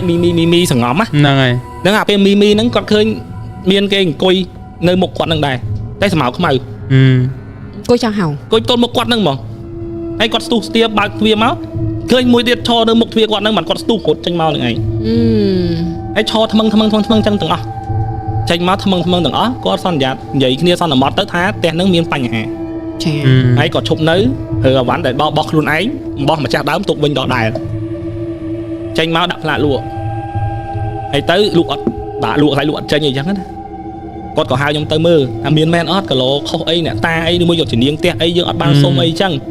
មកហើយបងហើយខ្ញុំទៅដល់គាត់ទៅដល់ហ្នឹងខ្ញុំឃើញចដាវាមិនត្រូវចុះមកចដាផ្ទះវិឡាពេលចុះមកបើមិនដើមមិនបត់ទេបុកជាងហើយត្រូវហើយពេលខ្ញុំឈរហ្នឹងខ្ញុំឈរនិយាយមកអូផ្ទះល្អមែនគ្រឿងថ្មីមែនដូចផ្សាយថ្មអញ្ចឹងចេញពីអញ្ចឹងធ្លុះអញ្ចឹងហើយឡើងចដាព្រុច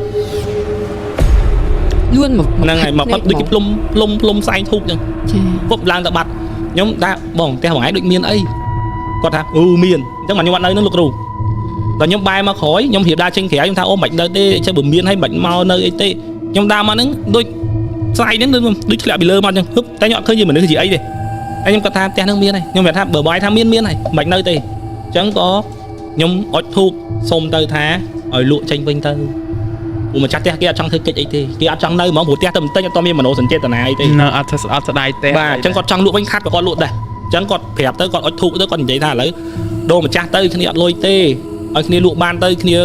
ជប់លៀងឲ្យមួយពេលសែនឲ្យមួយពេលឲ្យឆ្ងាញ់ហើយរកម្ចាស់ថ្មីទៅដាក់មកតុកអីចឹងទៅហ្នឹងហើយបានមកខ្ញុំភ្លេចដែរកូនសិស្សច្រើនអញ្ចឹងគាត់ឆាតមកគាត់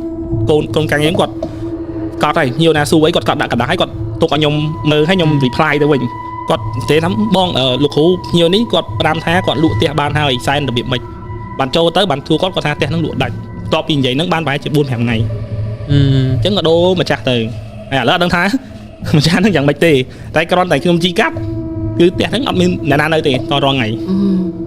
ថៃក៏មូលហេតុថាថៃបានមានរឿងចឹងមកក៏អត់មានដែរ